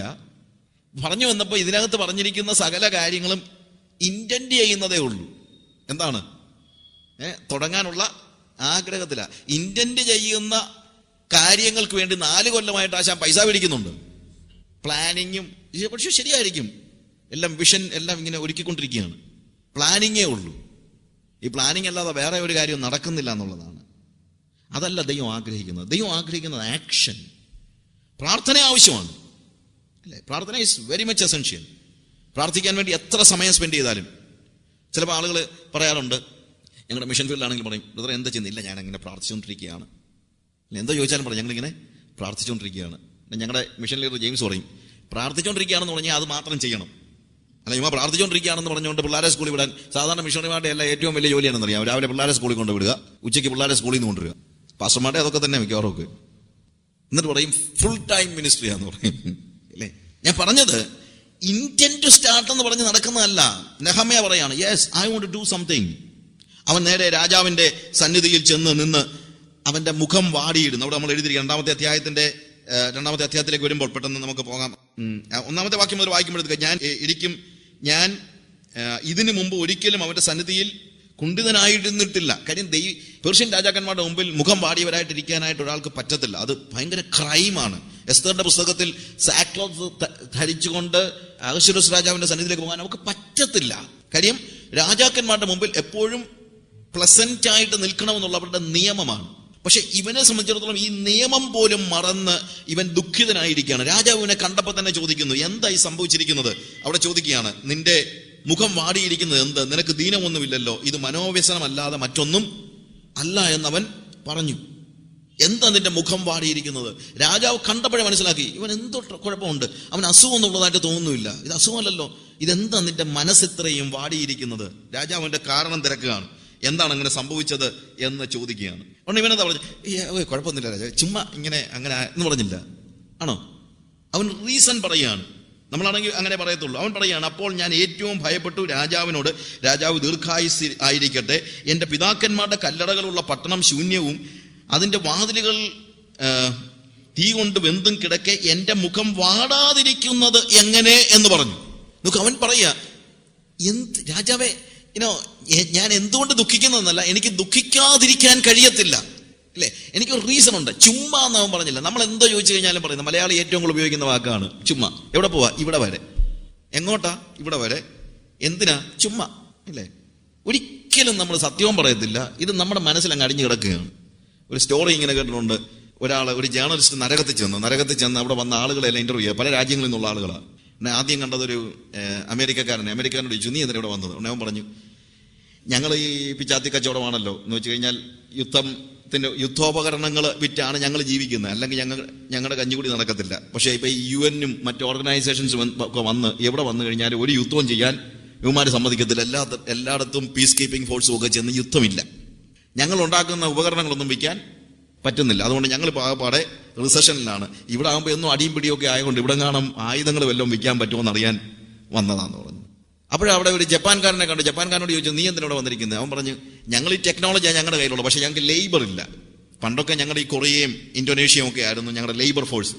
പക്ഷെ ഇപ്പോൾ അവന്മാർ തന്നെ ടെക്നോളജി എല്ലാം ഡെവലപ്പ് ചെയ്തെടുത്തത് കൊണ്ട് വേണ്ടത്ര ലേബർ ഒന്നും കിട്ടുന്നില്ല. അതുകൊണ്ട് നരകത്തിലാകുമ്പോൾ ഇഷ്ടംപോലെ ആൾക്കാരുണ്ടല്ലോ, അതുകൊണ്ട് ഇവിടെ ലേബർ ചീപ്പാണോ എന്നറിയാൻ വേണ്ടി ഞാൻ വന്നതെന്ന് പറഞ്ഞു. റഷ്യക്കാരനോട് ചോദിച്ചു, നീ എന്തിനോട് വന്നത്? ഞാൻ പറഞ്ഞു, ഈ ഗ്ലാസ്നോസ്റ്റും പെരിസ്ത്രോയ്ക്കും എല്ലാം വന്നിട്ട് ഭൂമിയിലൊന്നും കമ്മ്യൂണിസവും നടക്കത്തില്ല, അതുകൊണ്ട് പിന്നെ ഇവിടെ കാണാൻ വന്നാൽ വല്ല സോഷ്യലിസമോ വല്ലതും പ്രചരിപ്പിക്കാൻ പറ്റുമോ എന്ന് അറിയാനാ വന്നതെന്ന് പറഞ്ഞു. അപ്പോഴാണ് ഒരു ഇന്ത്യക്കാരനോട് നിൽക്കുന്നത്. അവനോട് ചോദിച്ചു, നീ എന്തിനാ വന്നത്? അവൻ പറഞ്ഞു, ഞാൻ ചുമ്മാ വന്നെന്നുള്ളതേ ഉള്ളൂ. ഇനി മലയാളിയുടെ മനസ്സിൽ കിടക്കുന്ന ഒരു ചോദ്യം കാര്യം അതാണ്, ചുമ്മാ എന്താ പറഞ്ഞു കഴിഞ്ഞാലും. പക്ഷെ നെഹമ്യ അങ്ങനൊന്നും അല്ല. നെഹമ്യ വളരെ സ്ട്രോങ് ആയിട്ട് പറയണം, yes I have A reason. എനിക്കൊരു റീസൺ ഉണ്ട്. എന്തുകൊണ്ട് ഞാൻ ദുഃഖിച്ചിരിക്കുന്നു? ഞാൻ ദുഃഖിച്ചിരിക്കുന്നതിന്റെ കാരണം, എന്റെ പിതാക്കന്മാരുടെ കല്ലറകളുള്ള പട്ടണം ശൂന്യമായും അതിന്റെ വാതിലുകൾ തീ കൊണ്ട് വെന്തും കിടക്കെ എന്റെ മുഖം വാടാതെ ഇരിക്കുന്നത് എങ്ങനെ? അവൻ റീസൺ പറയുക തന്നെയല്ല, അവന്റെ ഐഡന്റിറ്റി വെളിപ്പെടുത്തിക്കൊണ്ടാണ് പറയുന്നത്. അവൻ I am a Jew, I am a Hebrew. അവൻ പറഞ്ഞു, ഞാനൊരു എബ്രായനാണ്, എന്റെ പിതാക്കന്മാരുടെ കല്ലറകളുള്ള പട്ടണം വെന്ത് കിടക്കുകയാണ്. രാജാവിനോട് പറയാണ്, ഞാനൊരു എബ്രായനാണ്. അവൻ വലിയ ധൈര്യത്തോടെ പറയുന്നത്. നമ്മൾ ഇന്നത്തെ ഒരു വലിയ പ്രശ്നം എന്നറിയാമോ? നമ്മുടെ ഐഡന്റിറ്റി കൃത്യതയോടെ മറ്റുള്ളവരോട് പറയാൻ നമ്മൾ തയ്യാറാകുന്നില്ല. ഞാനൊരു ദൈവപൈതലാണെന്നുള്ള യാഥാർത്ഥ്യം നമ്മുടെ ഓഫീസിൽ അങ്ങ് ഡിക്ലെയർ ചെയ്ത് കഴിഞ്ഞാൽ, ഞാൻ ആദ്യ ദിവസം പറഞ്ഞതുപോലെ പല സമയത്തും നമ്മൾ അറിയുന്നേ ഇല്ല. ഈ കോളേജ് പഠിക്കുന്ന പിള്ളേരൊക്കെ വിശ്വാസികളാണോ ഇല്ലയോ എന്നുള്ളത് എത്ര കാലം കഴിഞ്ഞാലും ഒരുത്തിനും അറിയത്തില്ല, അല്ലേ? ഞാൻ കോളേജ് ചെന്നപ്പോൾ ആദ്യം ചെയ്തൊരു കാര്യമുണ്ട്. എല്ലാവരെയും വിളിച്ച് കൂട്ടുകാരോടെല്ലാം പറഞ്ഞു, കൂട്ടും കെട്ടും എല്ലാം കൊള്ളാം, പക്ഷേ I am a child of God. പെന്തിക്കോസാന്നൊക്കെ പറഞ്ഞിട്ടൊന്നും അവർക്ക് മനസ്സിലായി ഒന്നുമില്ല. കാര്യം 32 വർഷം മുമ്പാ. അപ്പോൾ അന്നത്തെ ഒരു പ്രശ്നം എന്ന് പറഞ്ഞു കഴിഞ്ഞാൽ അന്ന് കരിസ്മാറ്റിക് ഒക്കെ തുടങ്ങുന്നേ ഉള്ളൂ. ഞങ്ങളുടെ കോളേജിൽ ആൾക്കും പെന്തിക്കോസുകാരെന്നൊന്നും പറഞ്ഞിട്ട് മനസ്സിലായില്ല. പക്ഷെ ഞാൻ പറഞ്ഞു, I am a child of God. എനിക്ക് ചെയ്യാൻ പറ്റുന്ന കാര്യമുണ്ട്, എനിക്ക് ചെയ്യാൻ പറ്റാത്ത കാര്യമുണ്ട്. കൂട്ടുകാരോട് പറഞ്ഞു, എനിക്ക് മദ്യപിക്കാൻ പറ്റത്തില്ല, എനിക്ക് സിനിമ കാണാൻ പറ്റത്തില്ല, അങ്ങനെ പല പല കാര്യങ്ങൾ, ഇന്ന കാര്യങ്ങൾ നിങ്ങൾ ചെയ്തുകൊണ്ടിരിക്കുന്ന ഇന്ന കാര്യങ്ങൾ എനിക്ക് ചെയ്യാൻ പറ്റത്തില്ല. ക്ലീൻ ആയിട്ട് ഞാനങ്ങ് പറഞ്ഞു. എൻ്റെ ഐഡന്റിറ്റി അങ്ങനെ പറഞ്ഞതുകൊണ്ട് എൻ്റെ റൂമിലിരുന്ന ആളുകൾ, കൂട്ടുകാരെല്ലാം കൂടെ കൂടിയിരുന്ന് മദ്യപിക്കുമ്പോൾ ഒരുത്തനും എന്നോട് ചോദിച്ചിട്ടില്ല ഒരു പെഗ് വീശുന്നു എന്ന് ചോദിച്ചിട്ടില്ല. എൻ്റെ കൂടെ പഠിക്കുന്ന ഒറ്റ ഒരുത്തനും വാടാ ഒരു സിനിമ കാണാൻ പോകാമെന്ന് പറഞ്ഞിട്ടില്ല. അവർക്കറിയാം എന്നെ അതിന് കിട്ടത്തില്ലെന്നറിയാം. എൻ്റെ ഐഡന്റിറ്റി വെളിപ്പെടുത്തിയതാണ് എനിക്കൊരു വിശുദ്ധ ജീവിതം നയിക്കാൻ എനിക്ക് കഴിഞ്ഞതിൻ്റെ ഒരു പ്രധാനപ്പെട്ട കാരണം. പിന്നെ അതുകൊണ്ട് ഒരു ഗുണമുണ്ട്, സിനിമ കാണണമെന്ന് ആഗ്രഹം തോന്നിയാൽ പോലും പറ്റത്തില്ല. കാര്യം ഇവന്മാരെ നമ്മളെ വിടുവോ, നീ ഇന്നല്ല എന്തോടാ പറഞ്ഞത് സിനിമ കാണത്തില്ലെന്ന്, പിന്നെ ഇപ്പൊ സിനിമ കാണാൻ വന്നിരിക്കുകയാണെന്ന് ചോദിക്കത്തില്ല. അപ്പൊ അതുകൊണ്ട് വിശുദ്ധ ജീവിതം ജീവിക്കാനുള്ള ഏറ്റവും നല്ല മാർഗം നമ്മൾ എന്തൊക്കെ ചെയ്യും എന്തൊക്കെ ചെയ്യത്തില്ല എന്നുള്ളത് ഡയറക്റ്റായിട്ട് അങ്ങോട്ട് പറഞ്ഞേക്കുക. നെഹമ്യാ പറയാണ്, ഐ ആം എ ഹീബ്രു, ഞാൻ ഒരു എബ്രായനാണ്, ഞാൻ ചെയ്യുന്ന കാര്യങ്ങളുണ്ട് ചെയ്യാത്ത കാര്യങ്ങളുണ്ട്. അവൻ്റെ ഐഡന്റിറ്റി മറച്ചു വെക്കാതെ പറഞ്ഞു, എൻ്റെ പിതാക്കന്മാരുടെ കല്ലറകളുള്ള പട്ടണം ശൂന്യമായി കിടക്കെ, എനിക്ക് ദുഃഖിക്കാതിരിക്കാൻ കഴിയത്തില്ല. കാര്യം എനിക്ക് നീ തരുന്ന ശമ്പളമോ എനിക്ക് നിന്റെ ജോലിയോ ഇതൊക്കെ എനിക്ക് സന്തോഷമാണ്, നിന്നോട് സ്നേഹമുണ്ട്. പക്ഷേ എനിക്ക് അതിലെല്ലാം ഉപരിയായിട്ട് എൻ്റെ ഹൃദയത്തെ മതിക്കുന്നത് ആത്മീയതയാണ്. എൻ്റെ സ്പിരിച്വാലിറ്റിക്ക് തുല്യമായി എനിക്ക് വേറെ ഒന്നുമില്ല, എൻ്റെ ആത്മീയതയ്ക്ക് തുല്യമായി എനിക്ക് വേറെ ഒന്നുമില്ല. ഞാൻ പറഞ്ഞല്ലോ, ഹാനോക്കിന്റെ ചരിത്രത്തിൽ ഹാനോക്കിനെ കുറിച്ച് പറഞ്ഞിരിക്കുന്നത്, അവൻ ദൈവത്തെ പ്രസാദിപ്പിച്ചുവെന്ന് ജീവിച്ചിരിക്കുമ്പോൾ തന്നെ സാക്ഷ്യം പ്രാപിച്ചു. അവൻ നാട്ടുകാരോട് പറഞ്ഞു, എനിക്ക് ദൈവത്തെ പ്രസാദിപ്പിക്കുക എന്നുള്ളതേ ഉള്ളൂ ലക്ഷ്യം, വേറെ ഒന്നുമില്ല. അപ്പൊ നാട്ടുകാർ തന്നെ നമ്മൾ മറ്റൊരു പ്രവൃത്തി ചെയ്യാൻ സമ്മതിക്കാത്ത നിലയിലേക്ക് നമുക്ക് വളരാൻ കഴിയും. അങ്ങനെ ഒരു സ്റ്റേജിൽ വേണം നമ്മൾ ജീവിക്കാൻ. അത് ഭവനത്തിലും എല്ലായിടത്തും. എൻ്റെ ഒരു ഫ്രണ്ട്, ഒരു പാസ്റ്റർ ഉണ്ട്. ഫ്രണ്ട് എന്ന് പറഞ്ഞാൽ വലിയ ഫ്രണ്ടൊന്നും അല്ല, അദ്ദേഹത്തെ ഫ്രണ്ട് ആക്കണമെന്ന് എനിക്ക് ആഗ്രഹമുണ്ട്. അതുപോലെ ഒരു നല്ല മനുഷ്യനാണ്. നാസിക്കിലെ ഒരു പാസ്റ്റർ ടോണിയുമായിട്ട് ഞാൻ സംസാരിച്ച കൂട്ടത്തിൽ ഒരിക്കൽ പറഞ്ഞു, അദ്ദേഹം എപ്പോഴും ചിരിച്ചുകൊണ്ടിരിക്കുക. പുള്ളി ഒരു പട്ടാളക്കാരനായിരുന്നു, ഒരു മിലിറ്ററിയിലെ ഒരു ജോലിക്കാരനായിരുന്നു. അങ്ങനെ ഇരിക്കെ മിലിറ്ററിയിൽ എല്ലായിടത്തും സുവിശേഷം പറഞ്ഞു. ഏകദേശം 100-200 പേര് രക്ഷിക്കപ്പെട്ട് കഴിഞ്ഞപ്പം പിന്നെ പാസ്റ്റർ ആകാൻ അല്ലാതെ വേറെ ഒന്നും പറ്റാത്തത് കൊണ്ട് ഒടുവിൽ പിന്നെ പട്ടാളത്തിൽ നിന്ന് റിട്ടയർമെന്റ് എടുത്ത് പുള്ളി ഒരു പാസ്റ്ററാണ്, ഇപ്പം നാസിക്കിലെ ഒരു പാസ്റ്ററാണ്. അപ്പോൾ ഇദ്ദേഹത്തിന്റെ ഒരു പ്രത്യേകത, എപ്പോഴും നല്ല പുഞ്ചിരിയാ, നല്ല ചിരിയാ. ഉടനെ ഒരു ദിവസം ട്രെയിനെ വന്ന് ഇങ്ങനെ ചിരിച്ചോണ്ടിരിക്കുന്നത് കണ്ടപ്പോഴത്തേക്ക് അടുത്തിരിക്കുന്നു ചോദിച്ചു, ഇവിടെ താനെന്തോ ഇങ്ങനെ ചുമ്മാ ഇരുന്ന് ചിരിക്കുന്നത്? ഉടനെ ഇദ്ദേഹം പറഞ്ഞു, അതേ ഞങ്ങള് നിങ്ങൾക്ക് പറഞ്ഞാൽ മനസ്സിലാകുമെന്ന് അറിയത്തില്ല, ഞങ്ങൾ ക്രിസ്ത്യൻസാ, ഞങ്ങളെ ജീവിക്കുന്നത് ആത്മാവില്ല, അതുകൊണ്ട് എപ്പോഴും ചിരിക്കുന്നു. അപ്പൊ ഞങ്ങൾ ജീവിക്കുന്നത് എപ്പോഴും ആത്മാവില്ല. അദ്ദേഹത്തോട് സുവിശേഷം പറഞ്ഞു, ഞങ്ങൾ ആത്മാവിലായതുകൊണ്ടാണ് ഞങ്ങൾ എപ്പോഴും ചിരിക്കുന്നത്. അപ്പൊ ഞങ്ങൾക്ക് വേറെ ഒന്നും കാണിക്കാൻ പറ്റത്തില്ല, കാര്യം ഞങ്ങൾ എന്താണ് ആത്മാവില്ല. അപ്പൊ അദ്ദേഹം പറഞ്ഞത്, ഞാനിത് വീട്ടിൽ ചെന്ന് പറഞ്ഞു. അപ്പൊ വീട്ടിൽ ചെന്ന് പറഞ്ഞതിന് ശേഷമുള്ള പ്രശ്നം എന്താണെന്ന് ചോദിച്ചു കഴിഞ്ഞാൽ, ഏതെങ്കിലും രീതി ഭാര്യയോടെ വല്ലതും ചൂടാകുമ്പോൾ പിള്ളേർ വന്നിട്ട് ചോദിക്കും, അപ്പാ ഇപ്പൊ ആത്മാവിലാന്നോ? അപ്പോൾ ആത്മാവിലാണെങ്കിൽ മുഖത്തിന് വ്യത്യാസം ഉണ്ടാകത്തില്ല, ആത്മാവിലാണെങ്കിൽ വേറെ ഒരു വാക്ക് വായിന്ന് വരത്തില്ല, ആത്മാവിലാണെങ്കിൽ ജീവിതം വിശുദ്ധമായിരിക്കും, ഇല്ലേ? അപ്പൊ അതുകൊണ്ട് നാട്ടുകാരോടൊക്കെ പറയണം നമ്മൾ ആത്മാവിലാ ജീവിക്കുന്നതെന്ന്. അപ്പൊ നാട്ടുകാർ ചോദിച്ചോളും, നാട്ടുകാർ ചോദിക്കട്ടെ, പിള്ളേർ ചോദിച്ചോളും, ആത്മാവിലാന്നോ? അങ്ങോട്ടും ഇങ്ങോട്ടും അത് ചോദിക്കാനുള്ള ഒരു സ്വാതന്ത്ര്യം. ഇത് ആത്മാവിലാണെന്ന് ചോദിക്കാൻ പിള്ളേർക്ക് പേടിയായിപ്പം. കാര്യം അതിന്റെ വിവരം പിന്നെ അറിയും പിള്ളേരല്ലേ. ആത്മാവിലാന്നോന്നും കാണാൻ പിള്ളേർ നമ്മൾ പല്ലും കടിച്ചോണ്ട് ചെല്ലുമ്പോൾ പിള്ളേർ ആത്മാവിലാണോ എന്ന് ചോദിച്ചു കഴിഞ്ഞാൽ ഒന്ന് ആലോചിച്ച് നോക്കണം, കൊച്ചിന്റെ ഗതികേടൊന്ന് ആലോചിക്കണം. പ്രിയമുള്ളവരെ, എന്തോ സ്പിരിച്വാലിറ്റിയാണ് നമ്മൾ ഈ സൂക്ഷിക്കുന്നത്, ഇല്ലേ? നെഹമ്യാ പറയാണ്, എൻ്റെ പിതാക്കന്മാരുടെ പട്ടണം അത് വെന്ത് കിടക്കുന്നത് കൊണ്ട് എനിക്ക് ദുഃഖിക്കാതിരിക്കാൻ കഴിയത്തില്ല. രാജാവിനോട് ചോദിച്ചു, ഞാൻ എന്താ നിനക്ക് ചെയ്യും? ഞാൻ പെട്ടെന്ന് ഫാസ്റ്റായിട്ട് പറഞ്ഞു പോയാൽ, നിങ്ങൾക്ക് അറിയാമല്ലോ, അതിൻ്റെ നെഹമ്യായുടെ ബുക്കിന്റെ ഒരു ആദ്യത്തെ പോർഷൻസിലാണ് നമ്മൾ നിൽക്കുന്നത്. വളരെ ഫാസ്റ്റായിട്ട് പറഞ്ഞു പോവുകയാണ്. അവിടെ അവൻ ചോദിക്കുകയാണ്, രാജാവ് എന്നോട് നിന്റെ അപേക്ഷ എന്ത് എന്ന് ചോദിച്ചു. രാജാവ് പറഞ്ഞു, ഓക്കെ, അതൊരു വല്ലാത്ത സ്റ്റേജാണ്, ഞാനത് മനസ്സിലാക്കിയില്ല. അങ്ങനെയാണെങ്കിൽ നീ തീർച്ചയായിട്ടും ദുഃഖിച്ചേ പറ്റുള്ളൂ. നോക്കുക, ഒരു ജാതീയ രാജാവ് പറയാണ്, ഞാൻ നിന്റെ റിലീജിയൻ അപ്രീഷിയേറ്റ് ചെയ്യുന്നു. നമ്മൾ ഉദ്ദേശിക്കുന്നത് പോലെയല്ല, നമ്മൾ ചിന്തിക്കുന്നത് പോലെയല്ല.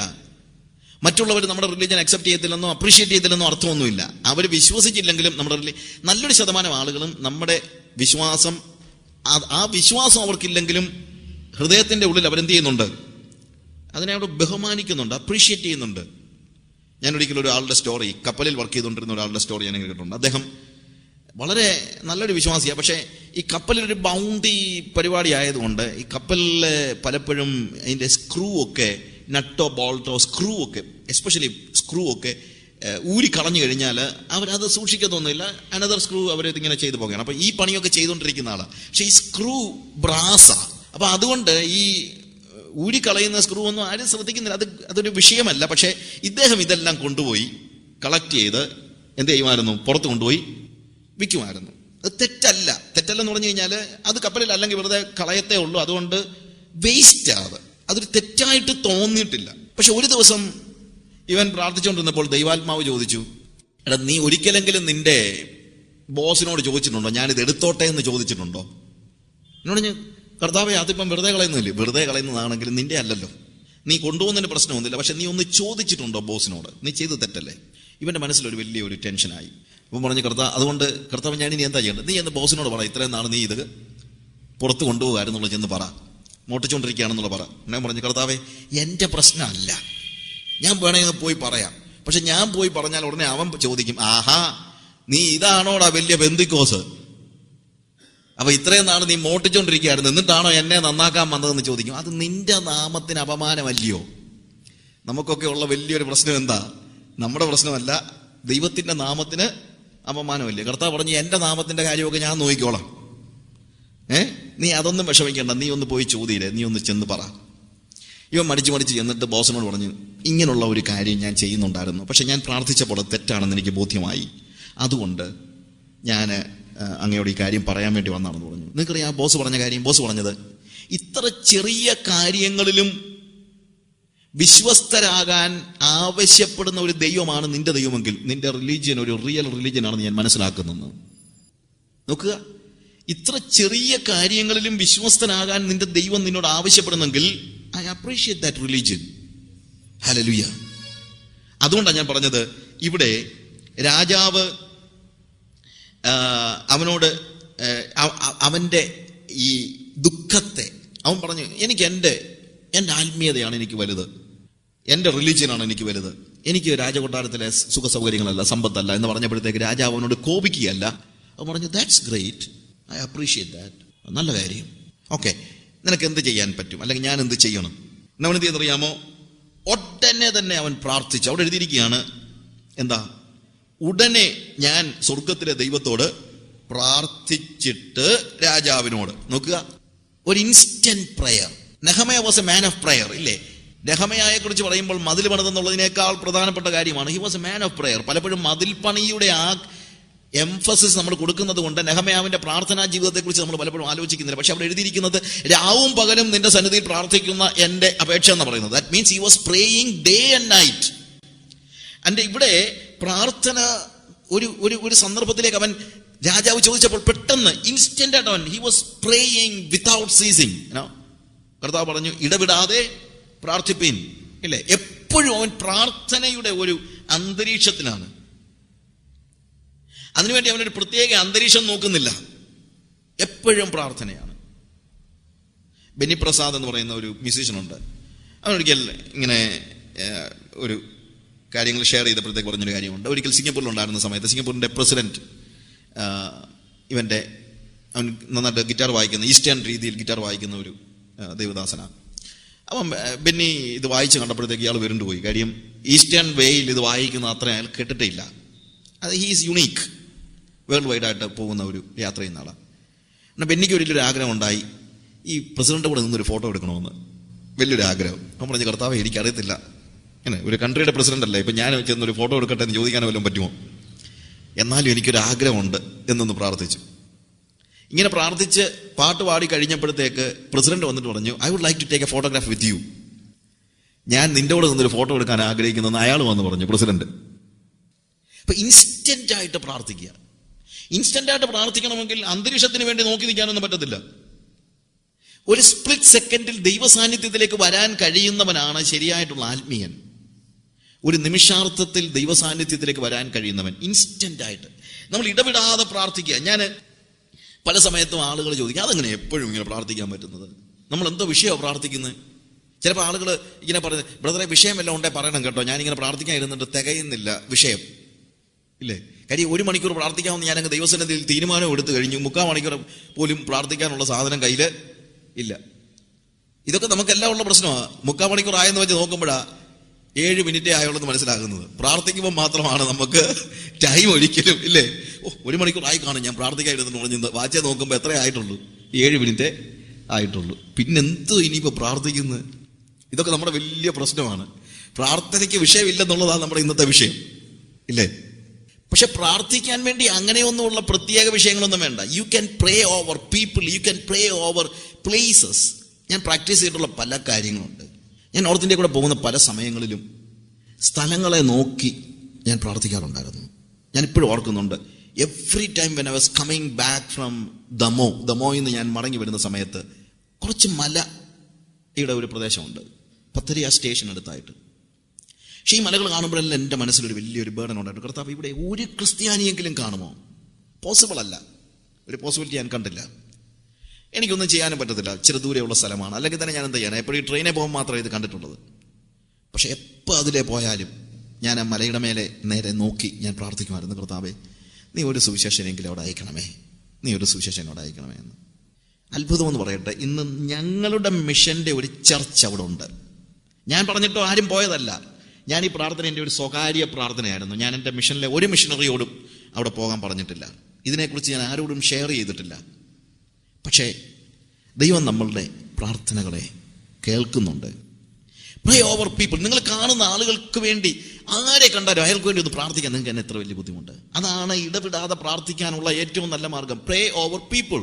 നിങ്ങൾ കാണുന്ന വ്യക്തിയൊക്കെ കാണുമ്പോഴത്തേക്ക് നമ്മളൊന്ന് പ്രാർത്ഥിക്കും, കർത്താവ് ഈ മനുഷ്യനെ അനുഗ്രഹിക്കണം, എനിക്ക് അറിയത്തില്ല അയാൾ ആരാണെന്നുള്ള, അയാളുടെ പ്രശ്നം എന്താണെന്നുള്ളത് എനിക്ക് അറിയത്തില്ല. Can you pray for him?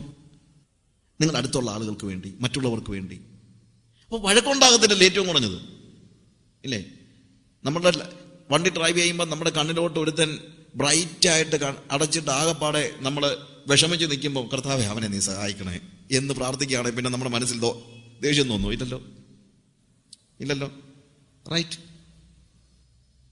വിശുദ്ധമായിട്ട് ജീവിക്കാനുള്ള ഏറ്റവും നല്ല മാർഗം കാണുന്ന എല്ലാവർക്കും വേണ്ടി പ്രാർത്ഥിക്കുക എന്നുള്ളതാണ്. കാര്യം അവനുമായിട്ട് ഒരിക്കലും എന്തുണ്ടാകത്തില്ല, ഒരു ക്ലാഷ് ഉണ്ടാകത്തില്ല, അല്ലേ? ഓൾവേസ് പ്രേ ഓവർ പീപ്പിൾ, പ്രേ ഓവർ പ്ലേസസ്. ഞാനൊരു ടിപ്പ് പറഞ്ഞതാ, പ്രാർത്ഥിക്കാനുള്ളൊരു ടിപ്പ് പറഞ്ഞതാ. നിങ്ങളുടെ ഹൃദയത്തിന്റെ ഉള്ളിൽ നിന്ന് വേണം, ചുമ്മാ പ്രാർത്ഥിക്കുകയല്ല. Because you know God has asked us to bless the people. അബ്രഹാമിനെ വിളിച്ചപ്പോൾ I will bless you so that you shall be a blessing. ഒരു അനുഗ്രഹമാകേണ്ടതിന് ഞാൻ നിന്നെ അനുഗ്രഹിക്കുമെന്നാണ് പറഞ്ഞത്. നമ്മൾ ഇവരുടെ മേലെല്ലാം അനുഗ്രഹം ചൊരിയേണ്ടതിന് വേണ്ടി ദൈവം നമ്മളെക്കുറിച്ച് ഉദ്ദേശിക്കുന്നുണ്ട്. അതുകൊണ്ട് നിങ്ങൾ ആളുകളുടെ മേൽ പ്രാർത്ഥിക്കുക. ബ്രദർ ലോറൻസിന്റെ ദൈവസാന്നിധ്യ പരിശീലനം എന്ന് പറയുന്നൊരു പുസ്തകമുണ്ട്.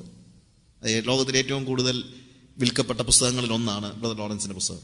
അദ്ദേഹം എല്ലായ്പ്പോഴും ഒരു മൊണാസ്ട്രിയിലെ ഒരു കിച്ചണിലെ ഒരു കുശിനിക്കാരനായിരുന്നു വാസ്തവത്തിലെ brother Lawrence. But you know he was praying always. എപ്പോഴും പ്രാർത്ഥിക്കുന്ന ഒരു സ്റ്റേജ് നമ്മൾ പരിശീലിക്കേണ്ട ഒരു കാര്യമാണ്. നമ്മുടെ സഭയെക്കുറിച്ച്, നമ്മൾ കാണുന്ന ആളുകളെക്കുറിച്ച്, വ്യക്തികളെക്കുറിച്ച്, സിസ്റ്റത്തെക്കുറിച്ച്, അതിനകത്തെ തകർച്ചകളെക്കുറിച്ച്, നമ്മുടെ ജീവിതത്തെ മതിക്കുന്ന ഏത് കാര്യത്തെക്കുറിച്ചും ഒരു വ്യക്തി നമ്മളെ ചീത്ത പറയുമ്പോൾ പ്രാർത്ഥിക്കുക. ഒരു വ്യക്തി നമ്മളെക്കുറിച്ച് കുറ്റം പറഞ്ഞ ഒരാൾ പറയുമ്പോൾ ഓക്കെ പ്രൈസ് ലോർഡ്, ദൈവം ആ വ്യക്തിയെ സഹായിക്കട്ടെ എന്ന് പറയാൻ നമുക്ക് കഴിയുക. ഒരു ബ്ലെസ്സിങ് അയാളുടെ മേൽ ഇട്ട് കൊടുക്കുക. അതാ വാസ്തവത്തിൽ ഇടപെടാതെ പ്രാർത്ഥിക്കുക എന്ന് പറഞ്ഞു കഴിഞ്ഞാൽ. അല്ലാതെ എവിടുന്നെങ്കിലും 4 വിഷയം ഉണ്ടാക്കി പ്രാർത്ഥിക്കുന്നതല്ല.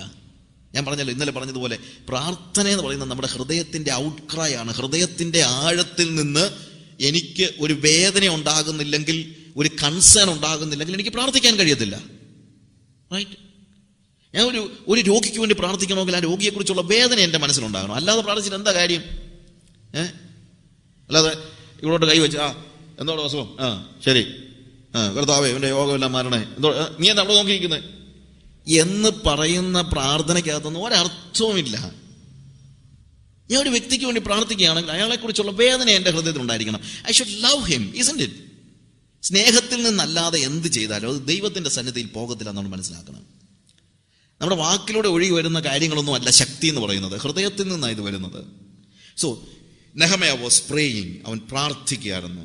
അവൻ പ്രാർത്ഥിച്ചപ്പോൾ ആ പ്രാർത്ഥന എന്ന് പറയുന്നത് ഞാൻ ഇതിനോട് ചേർന്ന് പറയട്ടെ, പ്രേയറിനെ കുറിച്ച് ഒത്തിരി പറയാൻ എനിക്ക് ആഗ്രഹമുണ്ട്. Maybe some other time I can pray, I can talk on that. അവൻ പ്രാർത്ഥിച്ചു കഴിഞ്ഞപ്പോൾ ദൈവം പ്രവൃത്തിക്കും നമ്മൾ കാണുന്നത്. 2-ാം അധ്യായം അതിൻ്റെ 8-ാമത്തെ വാക്യം നിങ്ങൾക്കറിയാമല്ലോ. അതിന് മുമ്പ് അവൻ രാജാവും രാജ്ഞിയും വരികയായിരുന്നു. രാജാവ് പറഞ്ഞു ഓക്കെ. അവൻ പറഞ്ഞു ഞാൻ പോയി ഒന്ന് പണിയട്ടെ, ആ യെരുശലേമിനെ ഒന്ന് പണിയാൻ, എൻ്റെ പട്ടണത്തിലേക്ക് അത് പണിയേണ്ടതിന് എന്നെ അയക്കണമെന്ന് പറഞ്ഞു. രാജാവ് പറഞ്ഞു ഓക്കെ, നീ പോയിട്ട് നിനക്ക് എന്ന് വരാൻ പറ്റും? രാജ്ഞിയും ചോദിച്ചു ഓക്കെ, നീ അധികം സമയം എടുക്കരുത്, എന്നത്തേക്ക് നിനക്ക് വരാൻ പറ്റും? ഞാൻ അവരോടൊരു അവധി പറഞ്ഞു. അവൻ എന്നെ പറഞ്ഞു വിട്ടു. എന്നാൽ ആ പറഞ്ഞു വിട്ടതിനെ കുറിച്ച് അവൻ പറയുന്നത് 8-ാം വാക്യത്തില് അവസാനമായിട്ട് പറഞ്ഞിരിക്കണം, എന്റെ ദൈവത്തിന്റെ ദയയുള്ള കൈ എനിക്ക് അനുകൂലമായിരുന്നത് കൊണ്ട് രാജാവ് അത് എനിക്ക് തന്നു. സമയത്തിന്റെ പരിമിതി കൊണ്ടാണ് ഞാൻ ഈ ബാക്കി ഭാഗങ്ങളൊക്കെ വായിക്കാത്തത്. എന്തൊക്കെ അവൻ ആവശ്യപ്പെടുന്ന നോക്ക്, നിങ്ങളൊന്ന് വായിച്ചു നോക്കണം. ഓക്കെ, അപ്പോൾ അവിടെ അവൻ പറയുന്ന കാര്യം, എന്റെ ദൈവത്തിന്റെ ദയയുള്ള കൈ എനിക്ക് അനുകൂലമായിരുന്നത് കൊണ്ട്. എപ്പോഴും നെഹമ്യാ പറയുന്ന കാര്യം അതാണ്. അവൻ ഒരിക്കലും പറയുന്നത്, രാജകൊട്ടാരം ഞാൻ ഇത്രയും വിശ്വസ്തയോടുകൂടെ രാജാവിനെ സേവിച്ചത് കൊണ്ടും അദ്ദേഹം എൻ്റെ അടുത്ത സുഹൃത്തെന്ന പോലെ. നമ്മളെപ്പോഴും ഉണ്ടല്ലോ ആളുകളെ കുറിച്ച് വലിയ വലിയ ബന്ധങ്ങൾ പറയാൻ നമുക്ക് ഭയങ്കര ഇഷ്ടമാണ്. നമ്മുടെ ജീവിതത്തിൽ നമ്മൾ എടുത്തു കളയേണ്ട ഒരു പ്രധാന കാര്യമാണ്, തീരുമാനമെടുക്കേണ്ട ഒരു കാര്യമാണ്, എൻ്റെ റിലേഷൻ. എനിക്ക് ഇന്നാരുമായിട്ട് ബന്ധമുണ്ട്, ഇന്ന പാസ്റ്റർ എന്നെ ഇന്നലെ ഫോൺ ചെയ്തായിരുന്നു, ഇന്ന മന്ത്രി എന്നെ ഇന്നാൾ വിളിച്ചായിരുന്നു, ഞങ്ങൾ അതിലേ പോയപ്പം എൻ്റെ വീട്ടിൽ കയറി ഒരു ചായ കുടിച്ചേച്ചാ പോയത്. ഇതൊക്കെ അഹങ്കാരത്തിൻ്റെ അങ്ങേയറ്റം കൊണ്ടാണ് നമ്മൾ പറയുന്നത്.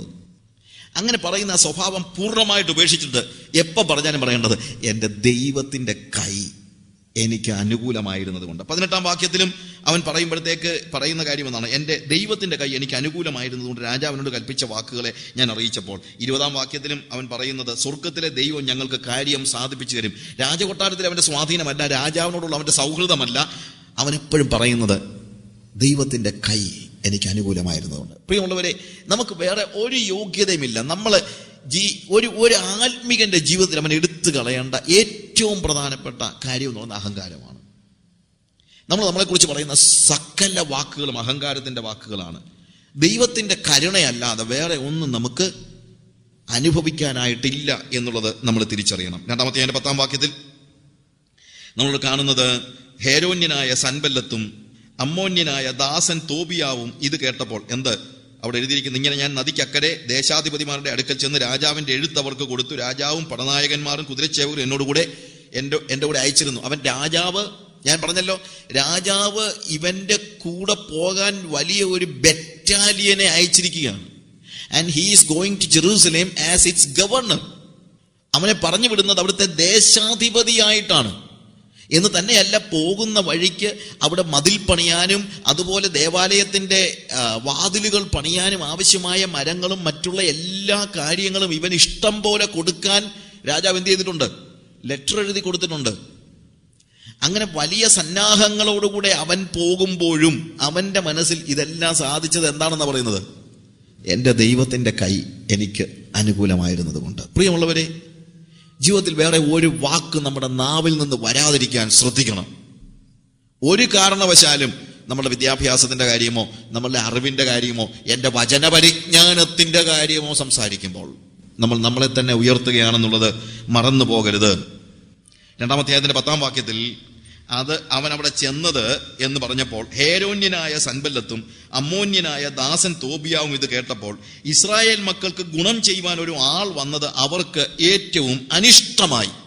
നോക്ക്, സൻബല്ലത്തും തോബിയാവും നെഹമ്യാ വരുന്നെന്നറിഞ്ഞപ്പോൾ അവർക്കത് അനിഷ്ടമായി എന്ന് എഴുതിയിരിക്കുന്നത്. അവരവിടെ നല്ല സ്വാധീനമുള്ള ആളുകളാണ്. പക്ഷേ നമ്മളൊരു കാര്യം മനസ്സിലാക്കണം, എല്ലാവരെയും പ്രസാദിപ്പിച്ചുകൊണ്ട് നമുക്കൊരു കാര്യവും ചെയ്യാൻ കഴിയത്തില്ല. സൻബല്ലത്തിനെയും തോബിയാവിനെയും അവന്റെ ഇഷ്ടം നോക്കിയല്ല നമ്മൾ പ്രവർത്തിക്കുന്നത്. നമ്മൾ ആത്മീകരാകാൻ പരിശ്രമിച്ചാൽ അനാത്മീകരായ ആളുകൾക്ക് സ്വാഭാവികമായും നിലനിൽപ്പില്ലാതെയാകും. അതാ ഇന്നത്തെ പ്രശ്നം എന്ന് പറയുന്നത്. ഞാൻ അതിനെക്കുറിച്ച് പറയാം. അപ്പൊ സ്വാഭാവികമായിട്ട് അവരെന്ത് ചെയ്യും?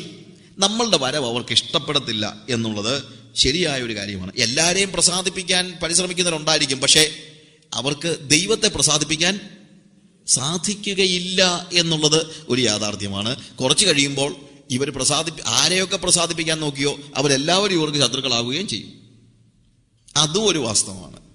നമ്മൾ മനുഷ്യനെ പ്രസാദിപ്പിക്കാൻ നോക്കിയാൽ, മറ്റുള്ളവരെ പ്രസാദിപ്പിക്കാൻ നോക്കിയാൽ ദൈവത്തെ പ്രസാദിപ്പിക്കാൻ കഴിയത്തില്ല എന്ന് തന്നെയല്ല, അങ്ങനെ ദൈവത്തെ പ്രസാദിപ്പിക്കാതെ മനുഷ്യനെ പ്രസാദിപ്പിക്കാൻ നോക്കിയാൽ ആ മനുഷ്യൻ തന്നെ നമുക്ക് ഒടുവിൽ എതിരായിട്ട് വരികയും ചെയ്യും. ദ ബെസ്റ്റ് വേ ദൈവത്തെ പ്രസാദിപ്പിക്കുക എന്നുള്ളത് മാത്രം നോക്കിപ്പോകാനായിട്ട് നമുക്ക് കഴിയണം. രാജാക്കന്മാരെ പ്രസാദിപ്പിക്കാൻ വേണ്ടി പ്രവചിക്കുന്ന ആളുകൾ പഴയ നിയമത്തിൽ പറഞ്ഞിട്ടുണ്ട്. മിഖയാവിന്റെ പ്രവചനത്തെക്കുറിച്ച് നമ്മൾ കാണുമ്പോഴത്തേക്ക്, മിഖയാവ് രാജാവിന്റെ സന്നിധിയിൽ പ്രവചിക്കാൻ ചെന്നപ്പോഴത്തേക്ക് അവിടെ 400 പ്രവാചകന്മാര് ഓൾറെഡി രാജാവിന് ഇഷ്ടമുള്ള കാര്യം പ്രവചിച്ചുകൊണ്ടിരിക്കുകയാണ്. പക്ഷെ ഇവൻ പറഞ്ഞു, എനിക്കങ്ങനെ പ്രവചിക്കാൻ പറ്റത്തില്ല. രാജാവ് ആളയച്ച് വിളിപ്പിച്ചപ്പോൾ ആ വിളിക്കാൻ പോയവർ പറഞ്ഞത് 400 പേരും എന്താണ്, രാമോത്തിലേക്ക് നീ പൊക്കോ, അത് നിന്റെ കയ്യിൽ ദൈവം ഏൽപ്പിച്ചിരിക്കുന്നു എന്നാണ് പറഞ്ഞത്. അതുകൊണ്ട് നിന്റെ വാക്കും അവരുടെ വാക്കോട് ഒത്തിരിക്കണം. പിന്നെന്തിനാ പ്രവചിക്കാൻ വിളിക്കുന്നത്? ഇവിടെ പറഞ്ഞിരിക്കുന്നത് പ്രവാചകൻ ആർക്ക് വേണ്ടി ആരോട് പ്രവചിക്കുന്നു, അയാളുടെ ഇഷ്ടമനുസരിച്ച് പ്രവചിക്കണമെന്ന്. റൈറ്റ്? പ്രവാചകൻ ദൈവത്തിന്റെ ദാസനാണെങ്കിൽ ദൈവം പറയുന്നത് ഒഴികെ വേറൊന്നും പറയാൻ അവൻ അവകാശം ഇല്ല. അവൻ പറഞ്ഞു എനിക്കത് പറ്റത്തില്ല. അവിടെ ചെന്ന് കഴിഞ്ഞപ്പോഴത്തേക്ക് യഹോശാഫാത്തും അഹാബും എല്ലാം കൂടെ അവിടെ ഇരിക്കുകയാണ്. അവർ ചോദിച്ചു, എന്താ നിനക്ക് പറയാനുള്ളത്? അവൻ പറഞ്ഞു, ആദ്യം പറയുന്നത് എന്താണെന്നറിയാമോ, പോക, നിനക്കത് ലഭിക്കും. അഹാബ് ചോദിക്കുകയാണ്, കണ്ടോ ഞാൻ പറഞ്ഞില്ലേ ഇവൻ എനിക്ക് ഒരിക്കലും ഗുണമായിട്ട് പ്രവചിക്കത്തില്ലെന്ന്. പക്ഷെ കേട്ട് കഴിഞ്ഞാൽ ഗുണമായിട്ട് പ്രവചിച്ചെന്നല്ല തോന്നത്തുള്ളൂ, ഇല്ലേ? എല്ലാ പ്രവാചകന്മാരും പറഞ്ഞു എന്തുവാ, രാമോത്തിലേക്ക് ചെല്ല്, നിനക്കത് കിട്ടും. മിഖയാവും പറയുന്നത് എന്താണ്, പോക, നിനക്കത് ലഭിക്കും. ഇത് ഞാനിത് ഇടയ്ക്ക് കയറി പറയുന്നൊരു കാര്യമാണ്. വേദപുസ്തകം വായിക്കുമ്പോൾ അതിൻ്റെ ടോൺ മനസ്സിലാക്കി വായിക്കണം. അതിൻ്റെ ടോൺ ഡിഫറൻ്റാ. അതായത് നീ ചെന്നാ നിനക്ക് കിട്ടുമെന്നല്ല, ചെല്ല് നിനക്ക് കിട്ടും എന്നാ അവിടെ പറയുന്നത്. ശരിക്കും അതാണ് അതിൻ്റെ അർത്ഥം. ചെല്ല്, പോകാണ്ടിരിക്കില്ല, അങ്ങോട്ട് ചെല്ല്, നിനക്കിപ്പോൾ കിട്ടും എന്നാണ് അതിൻ്റെ അർത്ഥം. അതുകൊണ്ടാ രാജാവ് പറയുന്നത്, കണ്ടോ ഇവൻ എനിക്ക് ഇഷ്ടമില്ലാത്തത് എനിക്ക് എപ്പോഴും ദോഷമായിട്ട് ഇവൻ പ്രവചിക്കത്തുള്ളൂ എന്ന് പറയുന്നത്. വേദപുസ്തകത്തിൽ പലപ്പോഴും ഈ എഴുതിയിരിക്കുന്ന വായിച്ചാൽ ടോൺ ഗ്രഹിക്കാൻ കഴിയത്തില്ല. ഇവിടുത്തെ പ്രത്യേകത ഏതാണ്? ആ ടോൺ. അത് നമ്മൾ കാണുന്നത് 2 ദിനവൃത്താന്തം 18-ാം അധ്യായത്തിലാണ്. ഞാനത് അങ്ങോട്ട് പോകുന്നില്ല. നെഹെമ്യാവിന്റെ വരവ് ശത്രുവിന് ഇഷ്ടപ്പെട്ടില്ല. അതിന്റെ 10-ാമത്തെ വാക്യത്തിൽ 11-ാം വാക്യത്തിൽ, ഞാൻ യെരൂശലേമിൽ എത്തി അവിടെ 3 ദിവസം താമസിച്ച ശേഷം ഞാനും എന്നോടുകൂടെയുള്ള ചില പുരുഷന്മാരും രാത്രിയിൽ എഴുന്നേറ്റു. എന്നാൽ യെരൂശലേമിൽ ചെയ്യുവാൻ ദൈവം എൻ്റെ മനസ്സിൽ തോന്നിച്ചിരുന്നത് ഞാൻ ആരോടും പറഞ്ഞിട്ടില്ലായിരുന്നു. ശത്രുവിന് ഇഷ്ടപ്പെട്ടോ ഇല്ലയോ എന്നുള്ളത് വിഷയമല്ല. ദൈവത്തിന്റെ ദയയുള്ള കൈ നിന്റെ കൂടെ ഉണ്ടെങ്കിൽ നീ യാത്ര പുറപ്പെടുക എന്നുള്ളതാണ്. ദൈവത്തെ അനുസരിക്കുന്ന, ദൈവാത്മാവിനാൽ നയിക്കപ്പെടുന്ന ഒരു വ്യക്തിയുടെ വരവ്, അവന്റെ ഉദയം ഒരിക്കലും ശത്രുവിന് ഇഷ്ടപ്പെടത്തില്ല എന്നുള്ളത് യാഥാർത്ഥ്യമാണ്. ഇഷ്ടപ്പെടാൻ പറ്റത്തില്ല. എന്തുകൊണ്ട് ഇഷ്ടപ്പെടാൻ കഴിയത്തില്ല? കാര്യം എന്റെ അവസാനമാണ്. ശത്രു ഭീതിതനാകുന്നതിന്റെ കാരണം, അല്ലെങ്കിൽ ശത്രു എതിർക്കുന്നതിന്റെ കാരണം അവൻ ഭീതിതനാണെന്നുള്ളതാണ്. അവന്റെ പേടിയിൽ നിന്നാണ്. നമ്മൾ പറയുമല്ലോ, പാമ്പിനെ ചവിട്ടുമ്പോഴാണ് കടിക്കുന്നു പറയുമല്ലേ, ഇല്ലേ? ഈ പിച്ചാത്തിയും കൊണ്ട് നടക്കുന്നവര് ധൈര്യമുള്ളവരാണെന്ന് ചിന്തിക്കരുത്. ധൈര്യമില്ലാത്തതുകൊണ്ട് അവൻ എന്തോ കൊണ്ട് നടക്കുന്നത്, പിച്ചാത്തി കൊണ്ട് നടക്കുന്നത്. ധൈര്യം ഉണ്ടെങ്കിൽ തന്നെ പിച്ചാത്തി, പേടിച്ചായി തല്ലുന്നതൊക്കെ, അല്ലാതെ ധൈര്യം കൊണ്ട് ചെയ്യുന്നതൊന്നും അല്ല. ഇതുപോലെ നമ്മളോടൊരു ശത്രു എതിർക്കുന്നെങ്കിൽ അതിന്റെ അർത്ഥം എന്നാണെന്നറിയാമോ? അവൻ ഇനിയും അവിടെ നിൽക്കാൻ കഴിയത്തില്ല എന്നുള്ളത് മനസ്സിലായി. റെവലേഷൻ ചാപ്റ്റർ 12:12 വെളിപ്പാട് പുസ്തകം 12-ാം അധ്യായം 12-ാം വാക്യത്തിൽ പിശാചിനെ കുറിച്ച് പറഞ്ഞിരിക്കുന്ന, പിശാച് അവിടെ പറഞ്ഞിരിക്കുന്ന ആ വാക്യത്തിൽ പറഞ്ഞിരിക്കുന്നത്, ഐ റീഡ് ഇറ്റ്. വെളിപ്പാട് പുസ്തകം 12-ാം അധ്യായത്തിന്റെ 12-ാം വാക്യത്തിൽ, ആകയാൽ സ്വർഗവും അതിൽ വസിക്കുന്നവരുമായിട്ടുള്ള ആനന്ദിപ്പിൻ, ഭൂമിക്കും സമുദ്രത്തിനും അയ്യോ കഷ്ടം, പിശാച് തനിക്ക് അല്പകാലമേയുള്ളൂ എന്ന് അറിഞ്ഞ് മഹാക്രോധത്തോടെ നിങ്ങളുടെ അടുക്കൽ ഇറങ്ങി വന്നിരിക്കുന്നു. അപ്പോൾ പിശാചിന്റെ ക്രോധത്തിന്റെ റീസൺ എന്താ? ഇനി അവൻ അല്പകാലമേ ഉള്ളൂ എന്നുള്ള തിരിച്ചറിവാണ്, ഇല്ലേ? യേശുക്രിസ്തുവിന്റെ ദാസന്മാർക്കെതിരെ ശത്രുക്കൾ എത്രയും കൂടുതൽ പടവാള് ഓങ്ങിക്കൊണ്ടൊക്കെ നിൽക്കുന്നതിന്റെ കാരണം എന്നാന്ന് ചോദിച്ചു കഴിഞ്ഞാൽ പേടി കൊണ്ടാ. എന്താണ് പേടി? അവരുടെ കാലം കഴിയാറായെന്നുള്ള ഹൃദയത്തിന്റെ ഉള്ളിലെ തിരിച്ചറിവ് കൊണ്ടാണ് അവർ ഈ പീഡനങ്ങൾക്കെല്ലാം മുതിരുന്നത്. അല്ലാതെ നശിപ്പിക്കുക അല്ല, അവരുടെ ഒരു ഡിഫൻസ് അല്ലെങ്കിൽ ഇതെന്താണ്, അറ്റാക്ക് ചെയ്യുന്നെന്ന് പറയുന്നതിനേക്കാൾ ഉപരി അവർക്ക് പേടിയാ. ഇനിയും വെറുതെ വിട്ടു കഴിഞ്ഞാൽ എന്താ, ഇത് ആകപ്പാടെ വിഴുങ്ങിക്കളയുമെന്നുള്ള ഒരു തിരിച്ചറിവാണ്. പിശാച് മഹാക്രോധത്തോടെ ഇറങ്ങി വരുന്നത് ഇനി അവന് കാലം അധികം ഇല്ല എന്നുള്ള തിരിച്ചറിവാണ്, ഇല്ലേ? അപ്പോൾ സൻബല്ലത്തും തോബിയാവിനെയും അവരെ രണ്ടുപേരെയും കൂടെ ഒന്ന് പ്രസാദിപ്പിച്ചേച്ച് നമുക്ക് എന്ത് ചെയ്യാൻ പറ്റത്തില്ല? മതിൽ പണിയാനായിട്ട് പറ്റത്തില്ല. കാര്യം മതിൽ പണിത് കഴിഞ്ഞാൽ ഇവർക്ക് അവിടെ പ്രവേശനം കിട്ടത്തില്ലെന്നുള്ളത് അവർക്ക് തിരിച്ചറിയാം. എന്നാൽ എന്താണ് ദൈവം അവനോട് പറഞ്ഞിരിക്കുന്നെന്നുള്ളത് അതിന്റെ 12-ാം വാക്യത്തിൽ ഇവൻ ആരോടും പറയുന്നില്ല. ഞാനും എന്നോട് കൂടെ ചില പുരുഷന്മാരും രാത്രിയിൽ എഴുന്നേറ്റു. എന്നാൽ യെരൂശലേമിൽ ചെയ്യുവാൻ എൻ്റെ ദൈവം എൻ്റെ മനസ്സിൽ തോന്നിച്ചിരുന്നത് ഞാൻ ആരോടും പറഞ്ഞിട്ടില്ലായിരുന്നു. കാരണം അത് പറഞ്ഞാൽ മനസ്സിലാകുന്ന ഒരു ജനതയല്ല അവിടെ ഉള്ളത്. അവരുടെ ഹൃദയത്തിലും മനസ്സിലും എന്താണ്? ടോട്ടലി ഭീതിയാണ്. അവർ മോശക്കാരായിട്ടൊന്നുമല്ല, അവരെ സംബന്ധിച്ചിടത്തോളം അവർക്ക് എന്തില്ല, ഒരു പ്രത്യാശയ്ക്ക് വകയില്ലാത്ത നിലയിൽ അവരെന്ത് ചെയ്തിരിക്കുന്നു? വളരെ കഷ്ടതയിലായിരിക്കുന്നു. ഞാൻ ഇപ്രാവശ്യം ഋതങ്ക്യ എന്ന് പറയുന്ന ഞങ്ങളുടെ ചർച്ചിന്റെ ക്യാമ്പിൽ ചെന്ന സമയത്ത് എൻ്റെ ഹൃദയത്തിലൊരു ആഗ്രഹം, അവരുടെ കത്തിച്ച വീടുകൾ കാണാൻ പോകണമെന്ന്. അപ്പൊ ഇതെങ്ങാണം അവിടെയുള്ള ഞങ്ങളുടെ പാസ്റ്ററോടോ മറ്റുള്ളവരോടോ പറഞ്ഞു കഴിഞ്ഞാൽ അവരെന്ത് ചെയ്യത്തില്ല, അവർ ജന്മം ചെയ്താൽ എന്നെ പറഞ്ഞു വിടത്തില്ല. കാര്യം റിസ്ക് ടേക്കിംഗ് ആണ്. അവിടെ ചെന്നിട്ട് തിരിച്ചു വരാൻ പറ്റുമെന്നറിയത്തില്ല. പക്ഷെ എൻ്റെ ഹൃദയത്തിൽ പോകണമെന്ന് വലിയ ആഗ്രഹം. സോ ഞാൻ ധൈര്യമായിട്ടങ്ങ് പോയി തിരിച്ചു വരികയും ചെയ്തു. പക്ഷെ ഇത് പറഞ്ഞാൽ എന്ത് ചെയ്യത്തില്ല, പോകാനായിട്ട് പറ്റാതെ വരും. അത് അവർ മോശക്കാരായതുകൊണ്ടൊന്നുമല്ല. ദർശനം എപ്പോഴും പങ്കുവെക്കുന്നത് അത് മനസ്സിലാകുന്ന ആളുകളുമായിട്ടേ പറ്റത്തുള്ളൂ എന്നുള്ളൊരു യാഥാർത്ഥ്യമാണ്. എല്ലാവരോടും ഈ കാര്യങ്ങൾ പറഞ്ഞ് അനുവാദം വാങ്ങിച്ചു കഴിഞ്ഞിട്ട് പലപ്പോഴും ഒരു കാര്യവും നടക്കത്തില്ല. അപ്പൊ എൻ്റെ ഒരു സുഹൃത്ത് ഈ കഴിഞ്ഞ സമയത്ത് പറഞ്ഞൊരു കാര്യമുണ്ട്, do what God wants you to do.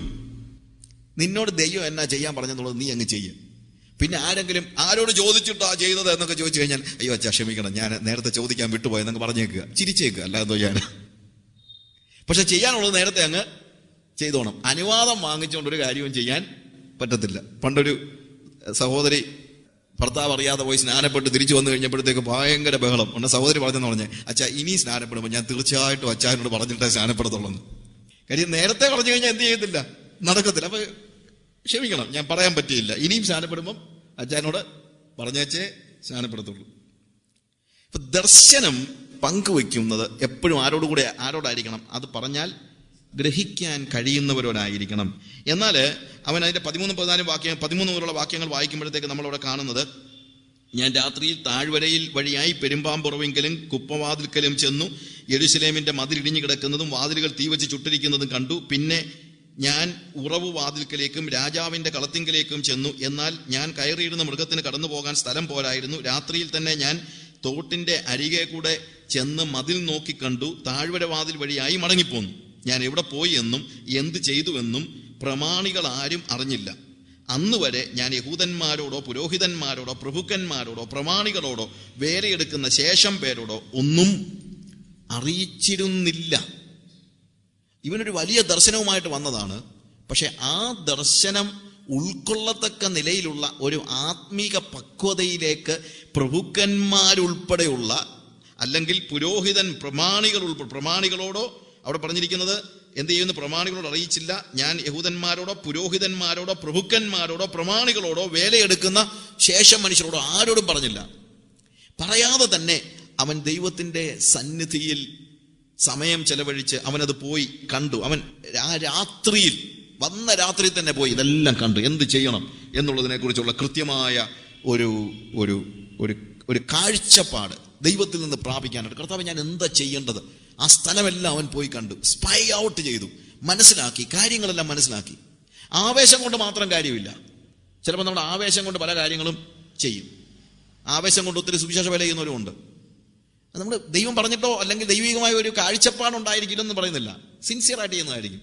പക്ഷെ ദൈവം എപ്പോഴും ചോദിക്കുന്നത് ദൈവം ഉദ്ദേശിക്കുന്ന നിലയിൽ കാര്യങ്ങളെ മനസ്സിലാക്കി ചെയ്യാനാണ് ദൈവം ആഗ്രഹിക്കുന്നത്. പണ്ട് ഒരു സ്റ്റോറി ഇങ്ങനെ ഞാൻ കേട്ടിട്ടുണ്ട്. ഒരിക്കലും അമേരിക്കയിലെ ഒരു ചർച്ചിലെ ഒരു പാസ്റ്റർക്ക് ഒരു ദർശനമുണ്ടായി. ഒരു സ്പെഷ്യൽ ഒരു ഐലൻഡിനെ കുറിച്ച്, ഒരു സ്പാനിഷ് ഐലൻഡ്, ആ ഐലൻഡിനെ കുറിച്ച് ഒരു ബേർഡൻ ഉണ്ടായി. ബേർഡൻ എന്ന് പറഞ്ഞു കഴിഞ്ഞാൽ അദ്ദേഹം ഒരു ദർശനമോ സ്വപ്നമോ കണ്ടു. അപ്പോൾ അദ്ദേഹം ഇത് സഭയിൽ പറഞ്ഞപ്പോഴത്തേക്ക് സഭക്കാരെല്ലാം കൂടെ പറഞ്ഞു, എന്നാൽ ഒരു കാര്യം ചെയ്യാം, നമുക്കൊരു മിഷൻ ഫണ്ട് ഉണ്ടാക്കാമെന്ന് പറഞ്ഞു. വലിയൊരു മിഷൻ ഫണ്ട് ഉണ്ടാക്കി അവിടെ നിന്ന് ഒരു ടീമായിട്ട് നമുക്ക് പോകാമെന്ന് പറഞ്ഞ് പിള്ളേരെ എല്ലാം കൂട്ടി, ഒരു 10-30 പിള്ളേരും എല്ലാമായിട്ട് അവർ ഈ ഐലൻഡിന്റെ ഈ കൺട്രിയുടെ എയർപോർട്ടിൽ വന്നിറങ്ങി. അവിടെ നിന്ന് ക്യാപിറ്റലിൽ നിന്ന് വേറൊരു ബോട്ടിൽ വേണം ഈ ഐലൻഡിലേക്ക് പോകാൻ. അപ്പോൾ ഇവരൊരു ക്രൂസ് ബുക്ക് ചെയ്ത് അവിടെ നിന്ന് ഐലൻഡിലേക്ക് പോകുകയാണ്. അപ്പം 1 മാസം അവിടെ പോയി താമസിക്കാം. അപ്പൊ അതിനുവേണ്ടി 1 മാസത്തേക്കുള്ള ഫുഡും അതായത് അവിടെ ചെന്ന് കഴിഞ്ഞാൽ വെള്ളമൊക്കെ കുടിക്കാനൊക്കെ പറ്റുകയില്ല. അപ്പൊ അതുകൊണ്ട് മിനറൽ വാട്ടറും എല്ലാ സാധനങ്ങളും കൊണ്ട് പാർട്ടികൾ അവിടെ പോകുന്ന കൂട്ടത്തിൽ ഈ ക്രൂസ് ഓടിച്ചുകൊണ്ടിരിക്കുന്ന ആൾ ചോദിച്ചു, അല്ല നിങ്ങൾ നാളെ എപ്പോഴാ, ഇന്ന് തന്നെ മടങ്ങി വരുന്നോ അതോ നാളെ മടങ്ങി വരുന്നോ? പറഞ്ഞില്ല, ഞങ്ങളവിടെ താമസിക്കാൻ പോവാ. അവിടെ എന്തിനാ? അല്ല ഞങ്ങളവിടെ സുവിശേഷം അറിയിക്കാൻ പോവുക. സുവിശേഷം അറിയിക്കാനോ? അതെ, ഞങ്ങൾ 1 മാസം കഴിഞ്ഞിട്ടേ വരത്തുള്ളൂ. ആരോട് സുവിശേഷം അറിയിക്കാൻ? എന്നോട് അവിടെ ഉള്ള ആളുകളോട്. അതിനോട് ആളുകളൊന്നും ഇല്ലല്ലോ. അതൊരു മനോഹരമായ ഒരു ഐലൻഡാണ്. ഇവിടെ ഈ ടൂറിസ്റ്റുകൾ വന്ന് എന്ത് ചെയ്യുന്നുള്ളതേ ഉള്ളൂ. ഒരു നൈറ്റൊക്കെ അവിടെ താമസിച്ചിട്ട് അവർ മടങ്ങിപ്പോരുന്നുള്ളത്. അവിടെ അൺഇൻഹാബിറ്റഡ് ഐലൻഡാ അത്. ഇത് തിരക്കാതാണ് ഈ ബാക്കിയുള്ള സകല കാര്യങ്ങളും ഈ പാർട്ടികൾ ചെയ്തത്. അവിടെ ചെന്ന് കഴിഞ്ഞപ്പോഴത്തേക്ക് മനസ്സിലായി ഇത് അൺഇൻഹാബിറ്റഡ് ഐലൻഡാണ്, അവിടെ ആരുമില്ല, താമസിക്കുന്നില്ല. നല്ല ഒരു മനോഹരമായ ഐലൻഡ് ആയതുകൊണ്ട് ടൂറിസ്റ്റുകളും മറ്റും എന്ത് ചെയ്യും, അവിടെ പോയി ഒരു രാത്രി കള്ളും കുടിച്ച് സന്തോഷമായിട്ടൊക്കെ അവരുടെ രീതിയിൽ ആഘോഷിച്ചിട്ട് മടങ്ങി വരുന്ന ഒരു ഐലൻഡാണ്. അപ്പൊ അതുകൊണ്ട് എപ്പോഴും ഇവിടെ നെഹമ്യാ വന്നിട്ട് അവന്റെ കാര്യങ്ങൾ ദൈവം അവനോട് പറഞ്ഞിട്ടുണ്ട്. എന്നാൽ ദൈവം പറഞ്ഞ കാര്യങ്ങൾ എങ്ങനെ നിർവഹിക്കണമെന്നുള്ളതിനെ കുറിച്ച് അവൻ പോയി സ്പൈ ഔട്ട് ചെയ്യും, അവനൊന്ന് മനസ്സിലാക്കുകയാണ്. ഒരു തിരിച്ചറിവുണ്ടാവുകയാണ്, ആ ഒരു ബോധ്യം ഉണ്ടാകുകയാണ്. പല സമയത്തും നമുക്ക് ഒരു നാടിനെ കുറിച്ചും കാര്യങ്ങളെക്കുറിച്ചുള്ള ബോധ്യമില്ലെങ്കിൽ അതിനുവേണ്ടി പ്രാർത്ഥിക്കാൻ പോലും പറ്റത്തില്ല. ഒരു കാര്യത്തെ ഒരു രാജ്യത്തെക്കുറിച്ച് അല്ലെങ്കിൽ ഞാൻ പല രാജ്യങ്ങളെക്കുറിച്ച് പ്രാർത്ഥിച്ചിട്ടുണ്ട്. വൺ തിങ്, ഞാൻ ഈജിപ്തിനെ കുറിച്ച് ഒത്തിരി വർഷങ്ങൾ പ്രാർത്ഥിച്ചുകൊണ്ടിരുന്നതാണ്.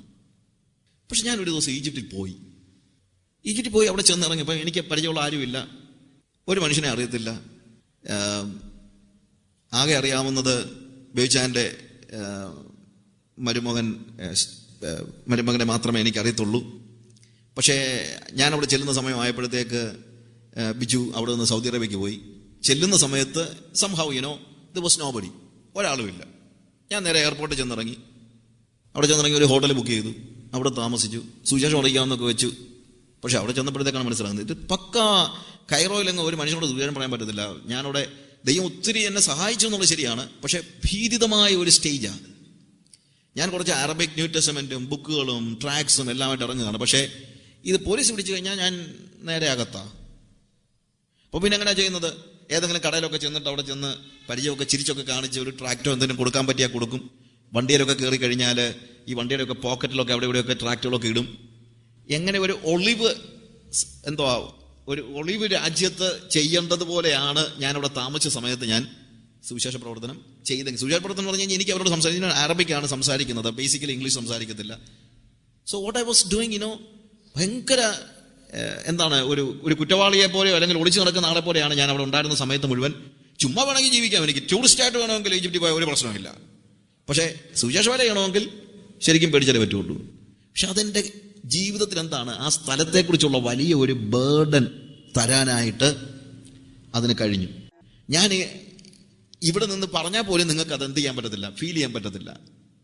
അതുകൊണ്ട് നെഹമ്യാ ചെയ്യുന്നത് എന്താണ്, അവൻ ആ സ്ഥലത്ത് ചെന്നിട്ട് അവിടെ അവന്റെ സ്ഥലം, അവൻ പ്രവർത്തിക്കാനുള്ള സ്ഥലം എന്താണെന്നുള്ളത് സർവേ ചെയ്യുകയാണ്, അവൻ സ്പൈ ഔട്ട് ചെയ്യുകയാണ്. ഇല്ലേ, കനാൻ ദേശത്ത് താമസിക്കാൻ അവർ പോകുന്നതിന് മുമ്പ് മോശ എന്ത് ചെയ്യുന്നു, അവരെ സ്പൈ ചെയ്യാനായിട്ട്, ഒറ്റ നോക്കാനായിട്ട് ആളുകൾ, നിങ്ങൾ പോയി നോക്ക്, get in touch with dum. ഞാൻ ആഫ്രിക്കയുടെ മറ്റു കൺട്രീസിൽ പോയിട്ടുണ്ട്. അവിടെയുള്ള വില്ലേജസ് ഇതുപോലെ തന്നെ കർത്താവ് പറഞ്ഞനുസരിച്ച് പോയത്. ആരുമായിട്ടും പരിചയം ഉണ്ടായിട്ട് മീറ്റിങ്ങിന് വിളിച്ചൊന്നുമല്ല. സാധാരണ എല്ലാവരും എവിടെയും പോകുന്നൊക്കെ മീറ്റിങ്ങിന് വിളിച്ചിട്ടാണ്. ഞാൻ ഇന്ത്യയിൽ എവിടെ പോയാലും മിക്കവാറും മീറ്റിങ്ങിന് വിളിച്ചിട്ടാണ് പോകുന്നത്, അല്ലാതെ ഒന്നും പോകുന്നൊന്നുമില്ല. പക്ഷേ ആഫ്രിക്കയിൽ എന്നെ ആര് വിളിക്കാനാ, അല്ലെങ്കിൽ വിളിച്ചാൽ അങ്ങനെ ഒരു കോൺഫറൻസിന് പോകാനുള്ള ആഗ്രഹത്തിനൊന്നുമല്ല. So God wanted me to be in the villages, so I just went.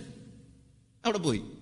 അവിടെ ചെന്ന് ഒരു വില്ലേജിൽ പോകണമെന്ന് വെച്ചാൽ എങ്ങനെ പോകും, ആകെപ്പാടെ പ്രയാസമായി. എനിക്ക് ഞാൻ കർത്താവിനെ വിളിച്ചു, കർത്താവ് എനിക്ക് ആ ഗ്രാമത്തിൻ്റെ ഒരു ഫീല് കിട്ടണമല്ലോ. ഇവിടെ ഞാൻ 3 ആഴ്ചയോളം അവിടെ പോയി കുത്തിയിരുന്ന് പ്രാർത്ഥിക്കുക. വില്ലേജിൽ പോകാൻ എനിക്ക് യാതൊരു മാർഗ്ഗവുമില്ല. 3 വീക്സ് കഴിഞ്ഞിട്ടാണ് ദൈവം എനിക്കൊരു വഴി ഒരുക്കി തന്നത്. 3 വീക്സ് കഴിഞ്ഞപ്പോൾ ഉണ്ടായിട്ടുള്ള കോൺടാക്ട്സിന് കണക്കും കഴിയില്ല. അപ്പം ഞാൻ കർത്താവിനോട് ചോദിച്ചു, നീ എന്നാ ഈ 3 ആഴ്ച എനിക്ക് ഒരു കോൺടാക്റ്റും തരാതെ തിരിച്ചു പോകാറായപ്പോഴത്തേക്ക് എല്ലാം കൂടെ ഉള്ള കോൺടാക്ട്സ് എല്ലാം കൂടെ തരുന്നത്. പിന്നെ എനിക്ക് ഒത്തിരി വില്ലേജസിൽ പോകാൻ പറ്റി, ഒത്തിരി ആളുകളുമായിട്ട് ബന്ധപ്പെടാൻ പറ്റി. വളരെ നല്ല എക്സ്പീരിയൻസ് ആയിരുന്നു. ഞാൻ ഈ ഡിസംബർ 2 ഞാൻ വീണ്ടും അതേ സ്ഥലത്തേക്ക് തന്നെ പോകുകയാണ്, ഗ്രാമങ്ങളിലേക്ക് പോകുകയാണ്, ആഫ്രിക്കയിലെ വില്ലേജസിലേക്ക്. അപ്പം ഞാൻ ചോദിച്ചു, എന്തുകൊണ്ടാണ് നീ 3 വീക്സ് എനിക്ക് ഒരു കോൺടാക്ട് പോലും തരാഞ്ഞത്? കർത്താവ് പറഞ്ഞു, എടാ ഒരു കോൺടാക്ട് കിട്ടിയാൽ നിന്നെ എനിക്കറിയാം, പിന്നെ നീ അതിൻ്റെ പുറകെ പോകത്തേ ഉള്ളൂ, നീ ഇരുന്ന് പ്രാർത്ഥിക്കത്തില്ല. അതുകൊണ്ട് നീ ഇവിടെ നിന്ന് കുത്തിയിരുന്ന് പ്രാർത്ഥിക്കാന്നുള്ളത് എനിക്ക് വലിയ ആഗ്രഹം. കോൺടാക്ട് എന്ന് പറഞ്ഞു കഴിഞ്ഞാൽ സ്പോൺസർ അല്ല കേട്ടോ, ഇവിടെ കാശ് മുടക്കിയാണ് പോകുന്നത്, കയ്യിൽ നിന്ന് കാശ് മുടക്കി പോകുന്നത്. കോൺടാക്ട് എന്ന് പറഞ്ഞാൽ ആകെപ്പാടെ നമ്മുടെ മനസ്സിൽ എന്തേ ഉള്ളൂ, സ്പോൺസർ ചെയ്യുന്നതാണ്. അതല്ല ഞാൻ പറഞ്ഞത്. അവിടുത്തെ നാട്ടുകാരനായ ഒരു വ്യക്തി അവിടെ സുവിശേഷം അറിയിക്കാൻ അല്ലെങ്കിൽ ഗ്രാമത്തിൽ പോകാൻ എന്നെ ഒന്ന് അവരുടെ ലാംഗ്വേജ് ഷുവാബോ ഭാഷ അവർ സംസാരിക്കുന്നത്, ഇംഗ്ലീഷ് അറിയാവുന്ന ഒരു വ്യക്തി എൻ്റെ കൂടെ ഒന്ന് വരാനായിട്ടാണ് ഞാൻ അത്രയും നാൾ നോക്കി നടന്നത്. ബട്ട് അവിടെ ഫസ്റ്റ് ആദ്യം ചെയ്യുന്നത് it is spying out, just look the places. കർത്താവ് നമ്മളെക്കുറിച്ച് ഉദ്ദേശിക്കുന്ന കാര്യങ്ങൾ അതുമായിട്ടൊരു ടച്ച് ഉണ്ടാകുക, ഒരു ഫീൽ ഉണ്ടാവുക. അതുണ്ടാകാത്തത് കൊണ്ടാണ് ഇന്ന് നമുക്ക് ബേർഡൻ ഉണ്ടാകാത്തത് കൊണ്ടാണ് നമുക്ക് പ്രാർത്ഥിക്കാൻ കഴിയാത്തത്. അതുകൊണ്ടെന്താ, നിങ്ങളുടെ പിള്ളേരെയൊക്കെ അവധി കിട്ടുമ്പോഴത്തേക്ക് നിങ്ങൾ you just send them to some places, റിമോട്ടായിട്ടുള്ള സ്ഥലങ്ങളിലേക്ക് നിങ്ങൾ പറഞ്ഞു വിടും. അവർ പോകട്ടെ, അവർക്കൊരു ഫീൽ ഉണ്ടാകട്ടെ, എന്താണ് ഇന്ത്യ എന്നുള്ളത് മനസ്സിലാക്കട്ടെ. ഇങ്ങനെ ബ്രോയിലർ ചിക്കനെ വളർത്തുന്നത് പോലെ വീട്ടിലിട്ട് വളർത്താതെ പിള്ളേരെ ഒന്ന് പറഞ്ഞു വിടും. നിങ്ങൾ അവർ പോട്ടെ, അവർ പോയി എവിടെയെങ്കിലുമൊക്കെ ചെന്ന് എന്തെങ്കിലുമൊക്കെ കണ്ട് അവർക്ക് ഇന്ത്യയെക്കുറിച്ചൊരു ഫീലിംഗ് ഉണ്ടാകട്ടെ. നെഹമ്യാ കൊട്ടാരത്തിൽ മാത്രം താമസിച്ചവനാണെങ്കിൽ അവൻ എന്ത് ചെയ്തു? ചെന്ന ഉടനെ തന്നെ ചെയ്യുന്നത്, ഇവിടെ നല്ല ഹോട്ടൽ കിട്ടുമെന്ന് തിരക്കല്ലായിരുന്നു. അവൻ എന്ത് ചെയ്യാണ്? അവൻ ഗവർണറായിട്ട് പോയിട്ട് ഒരു മനുഷ്യനോടും പോലും പറയാതെ, സെക്യൂരിറ്റി നോക്കാതെ, അതാണ് ഏറ്റവും വലിയ വിഷയം. ഭയങ്കര സെക്യൂരിറ്റി ആവശ്യമുള്ള ആളാണ് അല്ലേ? 127 സംസ്ഥാനം ഭരിക്കുന്ന, അല്ലെങ്കിൽ രാജാക്കന്മാരുടെ, അല്ലെങ്കിൽ അർദ്ധശ്രേഷ്ഠ രാജാവിനെ കുറിച്ച് അല്ല, അഹശ്വേരോശിനെ കുറിച്ച് പറയുന്നതാണ്. 127 സ്റ്റേറ്റ്സ് സ്റ്റേറ്റ്സ് എന്ന് പറഞ്ഞു കഴിഞ്ഞാൽ സംസ്ഥാനങ്ങളല്ല, എന്താണ്, രാജ്യങ്ങളുടെ അധിപനായിരുന്ന അതുപോലെ ഒരു രാജാവാണ് ആര്? അർദ്ധശ്രേഷ്ഠാവ്. ആ രാജാവിന്റെ ഉപദേഷ്ടാവ് എത്ര സെക്യൂരിറ്റി വേണ്ട ആളാ. പക്ഷെ ഒരു മനുഷ്യന് പോലും പറയാതെ, സെക്യൂരിറ്റി നോക്കാതെ, ജീവനിൽ കൊതിയില്ലാതെ അവൻ എന്ത് ചെയ്യാണ്? സ്പൈ ഔട്ട് ചെയ്യാൻ പോകുകയാണ്. അങ്ങനെ ജീവനിൽ പേടിയുള്ള ഒരുത്തനെ ഒന്നും ചെയ്യാൻ കഴിയത്തില്ല. മരണത്തെ പേടിക്കാത്തവൻ ഒന്നിനെയും പേടിക്കത്തില്ല. മരണത്തെ പേടിക്കുന്നവൻ നിഴലിനെ പോലും പേടിക്കും. അതൊരു ഫാക്റ്റാ. അതുകൊണ്ട് നെഹമ്യായെ സംബന്ധിച്ചിടത്തോളം അവൻ എന്ത് ചെയ്യുന്നു? രാത്രിയിൽ തന്നെ, അവൻ ആവേശമല്ല, അവൻ രാത്രിയിൽ തന്നെ പോയി കാര്യങ്ങളെല്ലാം മനസ്സിലാക്കി തിരിച്ചു വന്ന് 17-ാം വാക്യത്തിൽ വായിക്കുമ്പോൾ അവൻ, എന്നാ ശരി, രാജാവിന്റെ കടലാസ് എല്ലാം ഉണ്ടല്ലോ, പൈസയും ആവശ്യത്തിനുണ്ട്, എന്നാ പിന്നെ നമുക്ക് പണി അങ്ങ് തുടങ്ങിയേക്കാം എന്ന് പറയുകയല്ല. അവൻ എന്ത് ചെയ്തു? അനന്തരം ഞാൻ അവരോട്, യെരൂശലേം ശൂന്യമായും അതിന്റെ വാതിലുകൾ വെന്തും കിടക്കുന്നതായി നാം അകപ്പെട്ടിരിക്കുന്ന ഈ അനർത്ഥം നിങ്ങൾ കാണുന്നുവല്ലോ. വരുവിൻ, നാം ഇനിയും നിന്നാപാത്രമായിരിക്കാതെ വണ്ണം യെരൂശലേമിന്റെ മതിൽ പണിയുക എന്ന് പറഞ്ഞു. അവൻ സ്പൈ ഔട്ട് ചെയ്യാൻ പോയപ്പോൾ അവൻ രാജാക്കന്മാരോട്, അല്ലെങ്കിൽ പ്രഭുക്കന്മാരോട് പറഞ്ഞില്ല, പ്രവാചകന്മാരോട് പറഞ്ഞില്ല, പ്രമാണിമാരോട് പറഞ്ഞില്ല, ആരുമായിട്ട് ഒരു കോണ്ടാക്റ്റും ഇല്ലാതെ അവൻ പോകുന്നത്. പക്ഷേ പ്രവർത്തനം അത്യന്താപേക്ഷിതമാണെന്നും ദൈവം അവനെ അയച്ചത് ഇതേ സ്ഥലമാണെന്നും അവന്റെ ദർശനം ഈ സ്ഥലത്തെക്കുറിച്ചാണെന്നും നിയോഗം ഈ സ്ഥലത്തെക്കുറിച്ചാണെന്നും തിരിച്ചറിഞ്ഞു കഴിഞ്ഞപ്പോൾ പെട്ടെന്ന് തിരിച്ചു വന്നിട്ട് അവൻ പ്രമാണിമാരെ വിളിച്ചു, അവൻ പ്രഭുക്കന്മാരെ വിളിച്ചു, അവൻ സഹോദരന്മാരെ വിളിച്ചു, എല്ലാവരെയും വിളിച്ചിട്ട് പറഞ്ഞു, നോക്ക്, ഇതാണല്ലോ നമ്മുടെ അവസ്ഥ. അതുകൊണ്ട് നമുക്ക് എന്ത് ചെയ്യണം? നാം ഇനിയും നിന്നാപാത്രമായിരിക്കാതെ വണ്ണം യെരൂശലേമിന്റെ മതിൽ പണിയുക. വരുവിൻ, നാം പണിയുക. ദർശനം ഒരാളുടേതായിരിക്കും, പക്ഷെ പണിയേണ്ടത് എല്ലാവരും കൂടാ. എനിക്ക് ദർശനമുണ്ട്, ഞാൻ പണിതോളാമെന്ന് പറയുന്നതിനകത്ത് യാതൊരു അർത്ഥവുമില്ല. ദൈവം എപ്പോഴും എന്ത് ചെയ്യുന്നു? കൂട്ടായി ഒരു കാര്യം ചെയ്യാനാ ദൈവം നമ്മളിൽ നിന്ന് പ്രതീക്ഷിക്കുന്നത്, തനിയെ ചെയ്യാനല്ല. ദൈവം ദർശനം കൊടുക്കുന്നത് ഏത് കാലയളവിലും ദൈവം ദർശനം കൊടുക്കുന്നത് 1-2 ആളുകൾക്കൊക്കെ ആയിരിക്കും. പക്ഷേ അവരുടെ കൂടെ പ്രവർത്തിക്കാനായിട്ടുള്ള ആളുകളെയും ദൈവം കൊടുക്കുന്നുണ്ട് എന്ന് തന്നെയല്ല. എന്താ അവിടെ നമ്മൾ കാണുന്നത്? അവൻ വന്നിട്ട് പറയാണ്, നാം പണിയുക, നാം നിന്നാപാത്രമായിരിക്കാനായിട്ട് നമ്മൾ ഈ മതിൽ പണിയുക. അവനോട് പറഞ്ഞൊരു കാര്യമുണ്ട്, നമ്മുടെ സകല നിന്ദയുടെയും കാരണം. യെരൂശലേമിൽ ആദ്യം ദേവാലയം പണിയല്ല ചെയ്തത്, ആദ്യം പറഞ്ഞത് എന്താണ്? മതിൽ പണിയാണ്. നമ്മളാണെങ്കിൽ ആദ്യം പള്ളി പണിതേനെ, ആരാധന നടക്കട്ടെ ബ്രദറെ, പിന്നാട്ട് ബാക്കി കാര്യം എന്ന് പറയും ഇല്ലേ? പക്ഷെ നെഹമ്യാ പറയുന്നത് ആരാധന രണ്ടാമത്തെ കാര്യം, ആദ്യം ലോകത്തെ പുറത്തിറക്കണം, അത് കഴിഞ്ഞ് മതി ആരാധന എന്നാണ് നെഹമ്യാ പറയുന്നത്. ഇന്ന് നമ്മുടെയൊക്കെ ഒരു ധാരണയുണ്ട്, നമ്മൾ എന്ത് തോന്നിയാസം കാണിച്ചാലും വന്നിരുന്ന് ആരാധിച്ചാൽ മതിയെന്ന്. അത് തെറ്റായ ഒരു ധാരണയാണ്. That is wrong. ദൈവം എപ്പോഴും നോക്കുന്ന എന്താണ്? ഞാൻ ആദ്യ ദിവസം പറഞ്ഞല്ലോ, it is not just worship. Worship is wonderful. ആരാധന മഹനീയമായ കാര്യമാണ്. പക്ഷേ ആരാധനയ്ക്ക് മുമ്പ്, ദേവാലയം പണിക്ക് മുമ്പ് പണിത് എന്താ മതിൽ പണിതെന്നുള്ളതാണ്. ഇന്ന് സഭ നിന്നാപാത്രമായിരിക്കുന്നത് ആരാധനയില്ലാഞ്ഞിട്ടല്ല. പെന്തിക്കോസ്കാരൊക്കെ ഇപ്പം ബ്രദർകാരെ പോലെ അവരൊന്നും ആരാധിക്കുന്നില്ല. അതുകൊണ്ടല്ല നമ്മുടെ നാണം കേടെന്ന് നമ്മൾ മനസ്സിലാക്കണം. നമ്മുടെ നാണം കേട് ലോകത്തിന്റെ ഏത് തോന്നിയാസങ്ങളും ഇവിടെ നടക്കുമെന്നുള്ളതാ.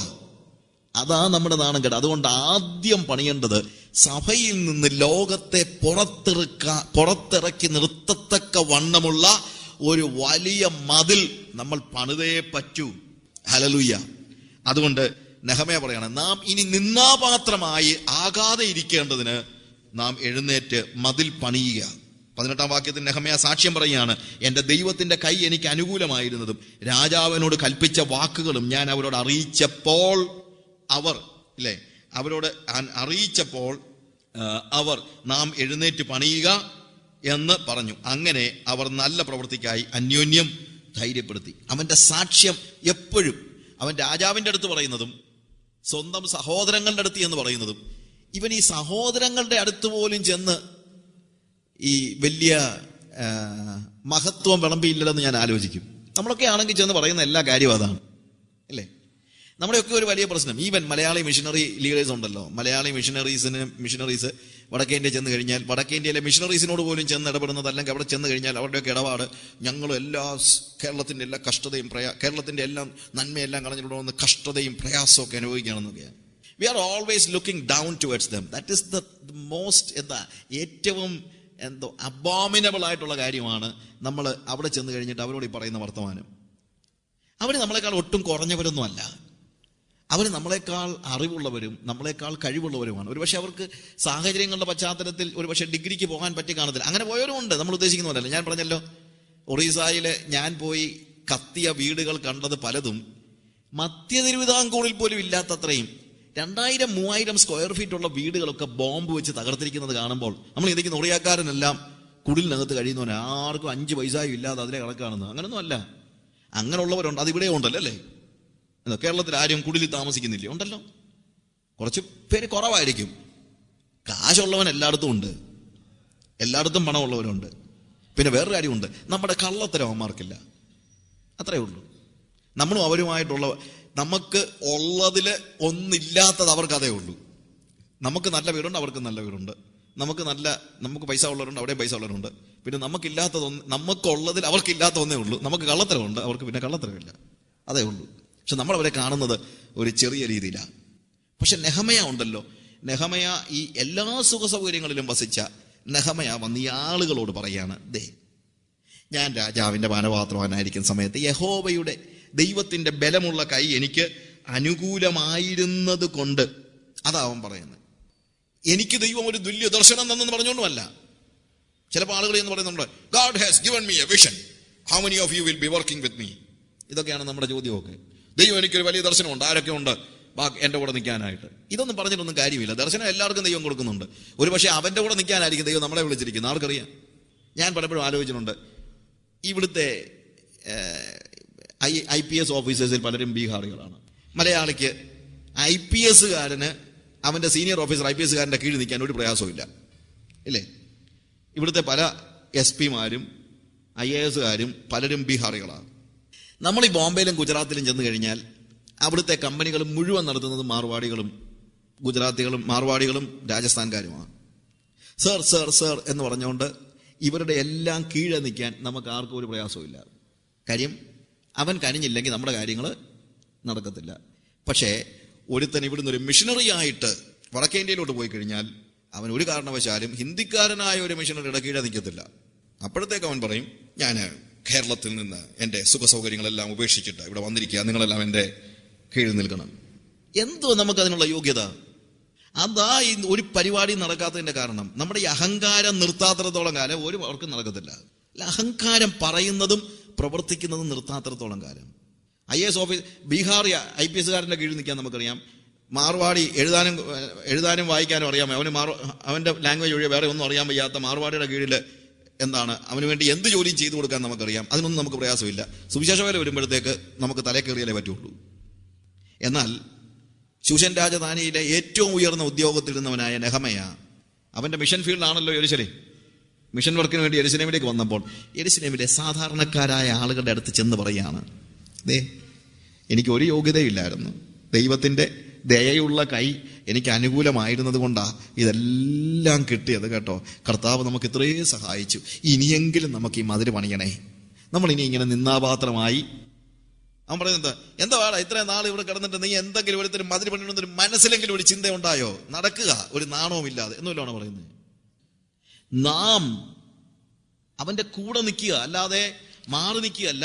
ദർശനമുള്ളവൻ്റെ വിജയം അതാണ്. അവൻ വിനയമുള്ളവനായിരിക്കും. അവൻ പറയുന്നത് നാം എഴുന്നേറ്റ് പണിയുക.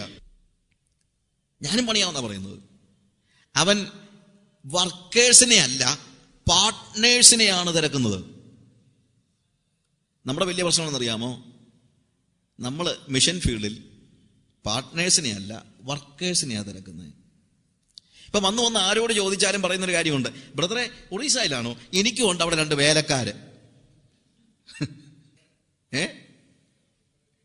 എനിക്ക് അവിടെ 2 വേലക്കാര്, എന്റെ വീട്ടുവേലയാണ്. അതല്ല, 1000 രൂപ മാസം അയച്ചു കൊടുക്കുന്നുണ്ട്. അതാ പറഞ്ഞത്, എനിക്കും ഉണ്ട് അവിടെ 2 വേലക്കാര്. ഇതാണ് ഇവിടെ നമ്മുടെ സഭയ്ക്ക് പറ്റിയ പാളിച്ച. ശരിയായ ദർശനമുള്ളവൻ, ഞാൻ എൻ്റെ കൂടെ പ്രവർത്തിക്കാൻ ആളുകൾ ഞാൻ ആലോചിക്കാറുണ്ട്, അല്ലെങ്കിൽ who am I if they are not with me? ഒരു ഓർഗനൈസേഷൻ ഒരിക്കൽ പറഞ്ഞ ഒരു വാചകം എനിക്കറിയാവുന്ന എൻ്റെ അടുത്ത ഒരു ഫ്രണ്ട് സംസാരിച്ച കൂട്ടത്തിൽ പറഞ്ഞു, ബ്രദറെ നമുക്കങ്ങനെ കളയാൻ പറ്റുമോ? അവിടെ സ്പോൺസേഴ്സ് അല്ലേ നമ്മുടെ നട്ടല്. എനിക്ക് ഭയങ്കര സങ്കടം തോന്നി. ഞാൻ ആലോചിച്ചു, ഇയാൾ ഈ കാശെല്ലാം കൂടെ വാങ്ങിച്ചിട്ട് വർക്ക് ചെയ്യാൻ ആളില്ലെങ്കിൽ എന്തോ ചെയ്യും? പുഴുങ്ങി തിന്നുമോ? ഒരു പ്രവർത്തനത്തിന്റെ നട്ടല് സ്പോൺസറാണെന്ന് പറയുന്നത് എന്തൊരു വിഡ്ഢിത്തമാണ്. ഒരു പ്രവർത്തനത്തിന്റെ നട്ടല്ലെന്ന് പറയുന്നത് ഫീൽഡിൽ കിടന്ന് കഷ്ടപ്പെട്ട് പ്രവർത്തിക്കുന്നവൻ, അല്ലാതെ ആരാ? സ്പോൺസേഴ്സ് ആണ് നട്ടല്ലെന്ന്. Who can say that? Sponsor എന്ന് പറയുന്ന വാക്ക് തന്നെ വേദപുസ്തകത്തിന് യോജിക്കുന്നതല്ല. ദൈവത്തിന്റെ പ്രവർത്തനത്തെ സ്പോൺസർ ചെയ്യാൻ നമ്മളാരാ? ദൈവം നമുക്ക് കരുണ ചെയ്തിട്ട് ഒരു പാർട്ട്ണർഷിപ്പിന് നമ്മളെ എന്ത് ചെയ്തിരിക്കുക? വിളിച്ചിരിക്കുക. That is the only thing. ആ മനോഭാവം വിട്ടുകളയാത്തതോടെ, പിന്നെ ഇത് കുടുംബസ്വത്തിൽ നിന്ന് കൊണ്ടുവരുന്നൊന്നും അല്ലല്ലോ. ഞാൻ ആളുകൾക്ക് പണം, ഞാൻ എൻ്റെ കൂടെ 10-100 മിഷണറീസ് വർക്ക് ചെയ്തു, ഞാൻ അവർക്ക് പണം കൊടുക്കുന്നത് എന്താ? somebody has given me money and I'm giving it. ഒരു പോസ്റ്റ്മാന്റെ ജോലിയല്ല എന്നാ. നിങ്ങളുടെ മോനോ ചേട്ടനോ അനിയനോ വല്ലതും അമേരിക്കയിൽ നിന്ന് $2000 ഒരു $5000 ചെക്ക് അയച്ചു തന്നു വെച്ചു. പോസ്റ്റ്മാൻ നിങ്ങളുടെ അടുത്ത് കൊണ്ടു തരിക. എന്നിട്ട് പോസ്റ്റ്മാൻ നിൽക്കുക, ഞാനാ തന്നത് കേട്ടോ ഓർത്തോണം എന്ന് പോസ്റ്റ്മാൻ വലിയ ഗമ അടിച്ചു കഴിഞ്ഞാൽ എന്താ അതിൻ്റെ അർത്ഥം? അവൻ്റെ കാശാണോ? ഇതുപോലെ ദൈവം നമ്മുടെ കയ്യിൽ തന്നിരിക്കുന്നു, നമ്മൾ ആർക്കെങ്കിലും സഹായിക്കാനായിട്ട് ദൈവം തന്നിരിക്കുന്നു. നമ്മൾ ചെയ്യുന്ന ജോലി എന്താണ്? പോസ്റ്റ്മാന്റെ ജോലി, അല്ലാതെ എന്താ? റൈറ്റ്? ഈ ബോധ്യം നമുക്കില്ലെങ്കിൽ ഈ വിനയം ഉണ്ടാകത്തില്ല.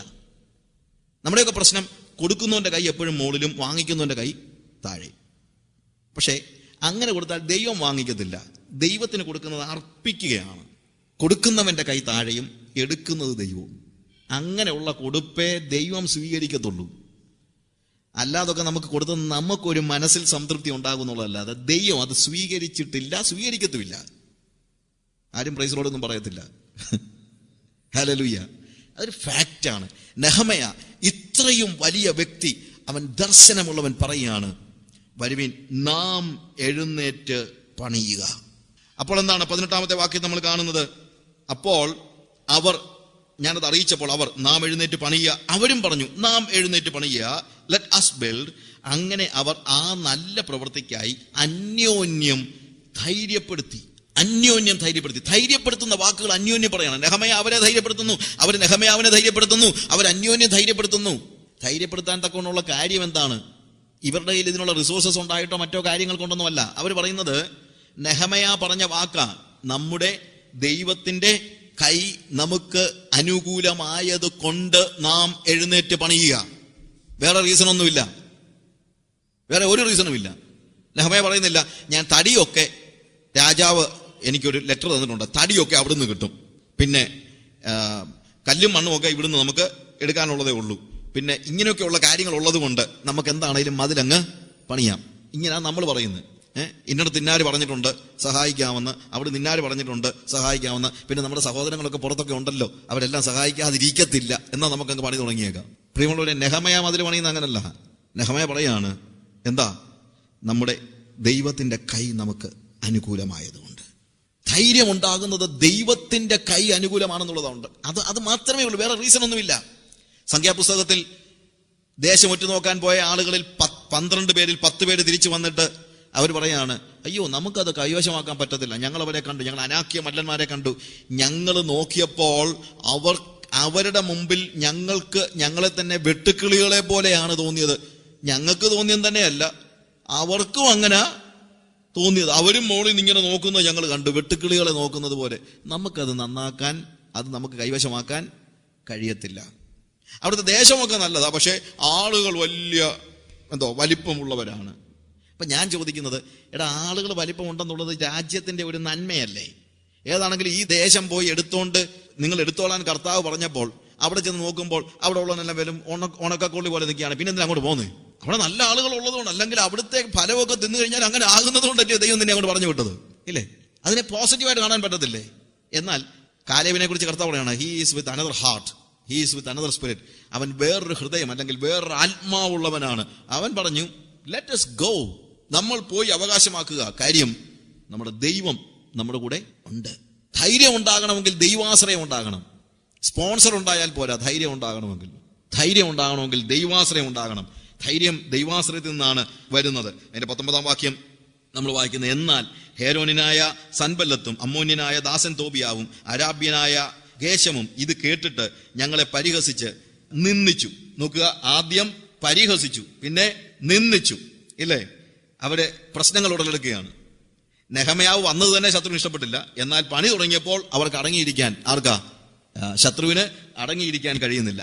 പണിയില്ലെങ്കിൽ ആരും ഒരു പ്രശ്നം ഉണ്ടാകത്തില്ല. പണി തുടങ്ങുന്നത് വരെയുള്ളൂ. പണി തുടങ്ങുന്നതിന് മുമ്പേ യാതൊരു പ്രശ്നവും ഉണ്ടാകത്തില്ല. നമുക്ക് ചിലപ്പം നമ്മൾ പറയും, ഇവിടെ ഏതാണെങ്കിലും ബ്രദറെ വലിയ പ്രതിസന്ധികളൊന്നുമില്ല. എന്തുകൊണ്ടാണ് പ്രതിസന്ധി ഇല്ലാത്തത്? നമ്മൾ ആരോട് ദുര്യാരം പറയുന്നില്ല, അല്ലേ? നിങ്ങളൊന്ന് ഇറങ്ങി നടന്നത് ദുര്യാരം പറഞ്ഞു നോക്കാം, അന്നേരം അറിയാം പ്രതിസന്ധി ഉണ്ടോ ഇല്ലയോ എന്നുള്ളത്. അതെങ്ങനെ പറയുന്നത്? നമ്മൾ ഞായറാഴ്ച ഇവിടെ ഒന്ന് ആരാധിച്ചേച്ച് വേദോസം കൊണ്ട് വീട്ടിൽ വെച്ചിട്ട് പിറ്റേ ശനിയാഴ്ച അല്ലെങ്കിൽ ഞായറാഴ്ച രാവിലെ ചോദിക്കും, എന്ത് ചെയ്യടി എൻ്റെ വേദോസം? ചോദിക്കും, കഴിഞ്ഞ ഞായറാഴ്ച യോഗം കഴിഞ്ഞ് നിങ്ങൾ എവിടെ വെച്ചാൽ നോക്ക്. കാര്യം പിന്നെ ഇതുവരെ കണ്ടിട്ടില്ല. അവർക്ക് എന്തോ പ്രതിസന്ധിയാവുള്ളത്? ഒരു പ്രതിസന്ധിയില്ല. കാര്യം 6 ദിവസം സ്വന്തം കാര്യങ്ങൾ നോക്കി എല്ലാവരെയും പോലെ ജീവിച്ചു, ലോകക്കാരെ പോലെ ജീവിച്ചു. പിന്നെ ഞായറാഴ്ച ഇങ്ങോട്ട് വന്ന് ആരാധിച്ച് ചിന്തിച്ചു പോയാൽ പിശാചിന് പോലും നിങ്ങളോട് ഒരു ദേഷ്യവും ഉണ്ടാകത്തില്ല. പിശാച് അതിനെ കൂട്ടു നിൽക്കത്തേ ഉള്ളൂ. ശരി, നീ നന്നായിട്ട് ആരാധിച്ചോളം പറയും, അത്രേ ഉള്ളൂ.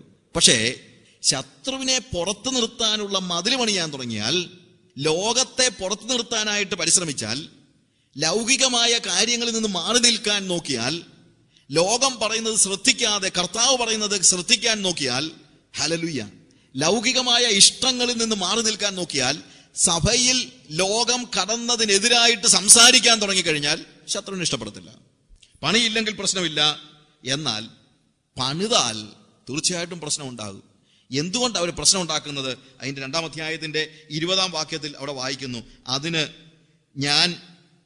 അവർ പറഞ്ഞു, ഞങ്ങളെ പരിഹസിച്ചു. 19-ാം വാക്യത്തില്, ഞങ്ങളെ പരിഹസിച്ച് നിങ്ങൾ ഈ ചെയ്യുന്ന കാര്യം എന്ത്? നിങ്ങൾ രാജാവിനോട് മത്സരിപ്പാൻ ഭാവിക്കുന്നുവോ എന്ന് ചോദിച്ചു.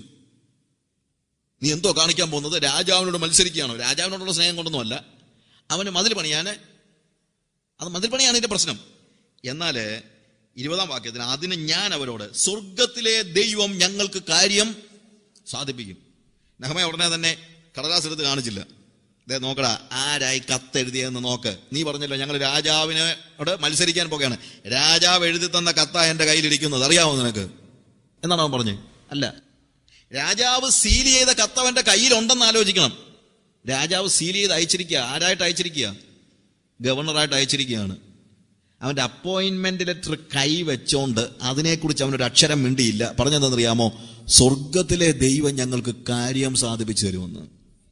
നെഹമ്യാ പറയുന്നത്, എനിക്ക് രാജാവ് എന്നെ എന്ത് ചെയ്തെന്നുള്ളതൊന്നും എനിക്ക് വിഷയമൊന്നുമല്ല. ഞാനിവിടെ വന്നത് രാജാവ് പറഞ്ഞിട്ടുമല്ല, അതല്ല എൻ്റെ വിഷയം. എനിക്ക് രാജാവിനോട് മത്സരിച്ചിട്ട് കാര്യവുമില്ല. കാര്യം എനിക്ക് രാജാവിനേക്കാൾ വലിയ ഒരാളുമായിട്ടാണ് കാര്യമുള്ളത്. അത് സ്വർഗത്തിലെ ദൈവമാണ്.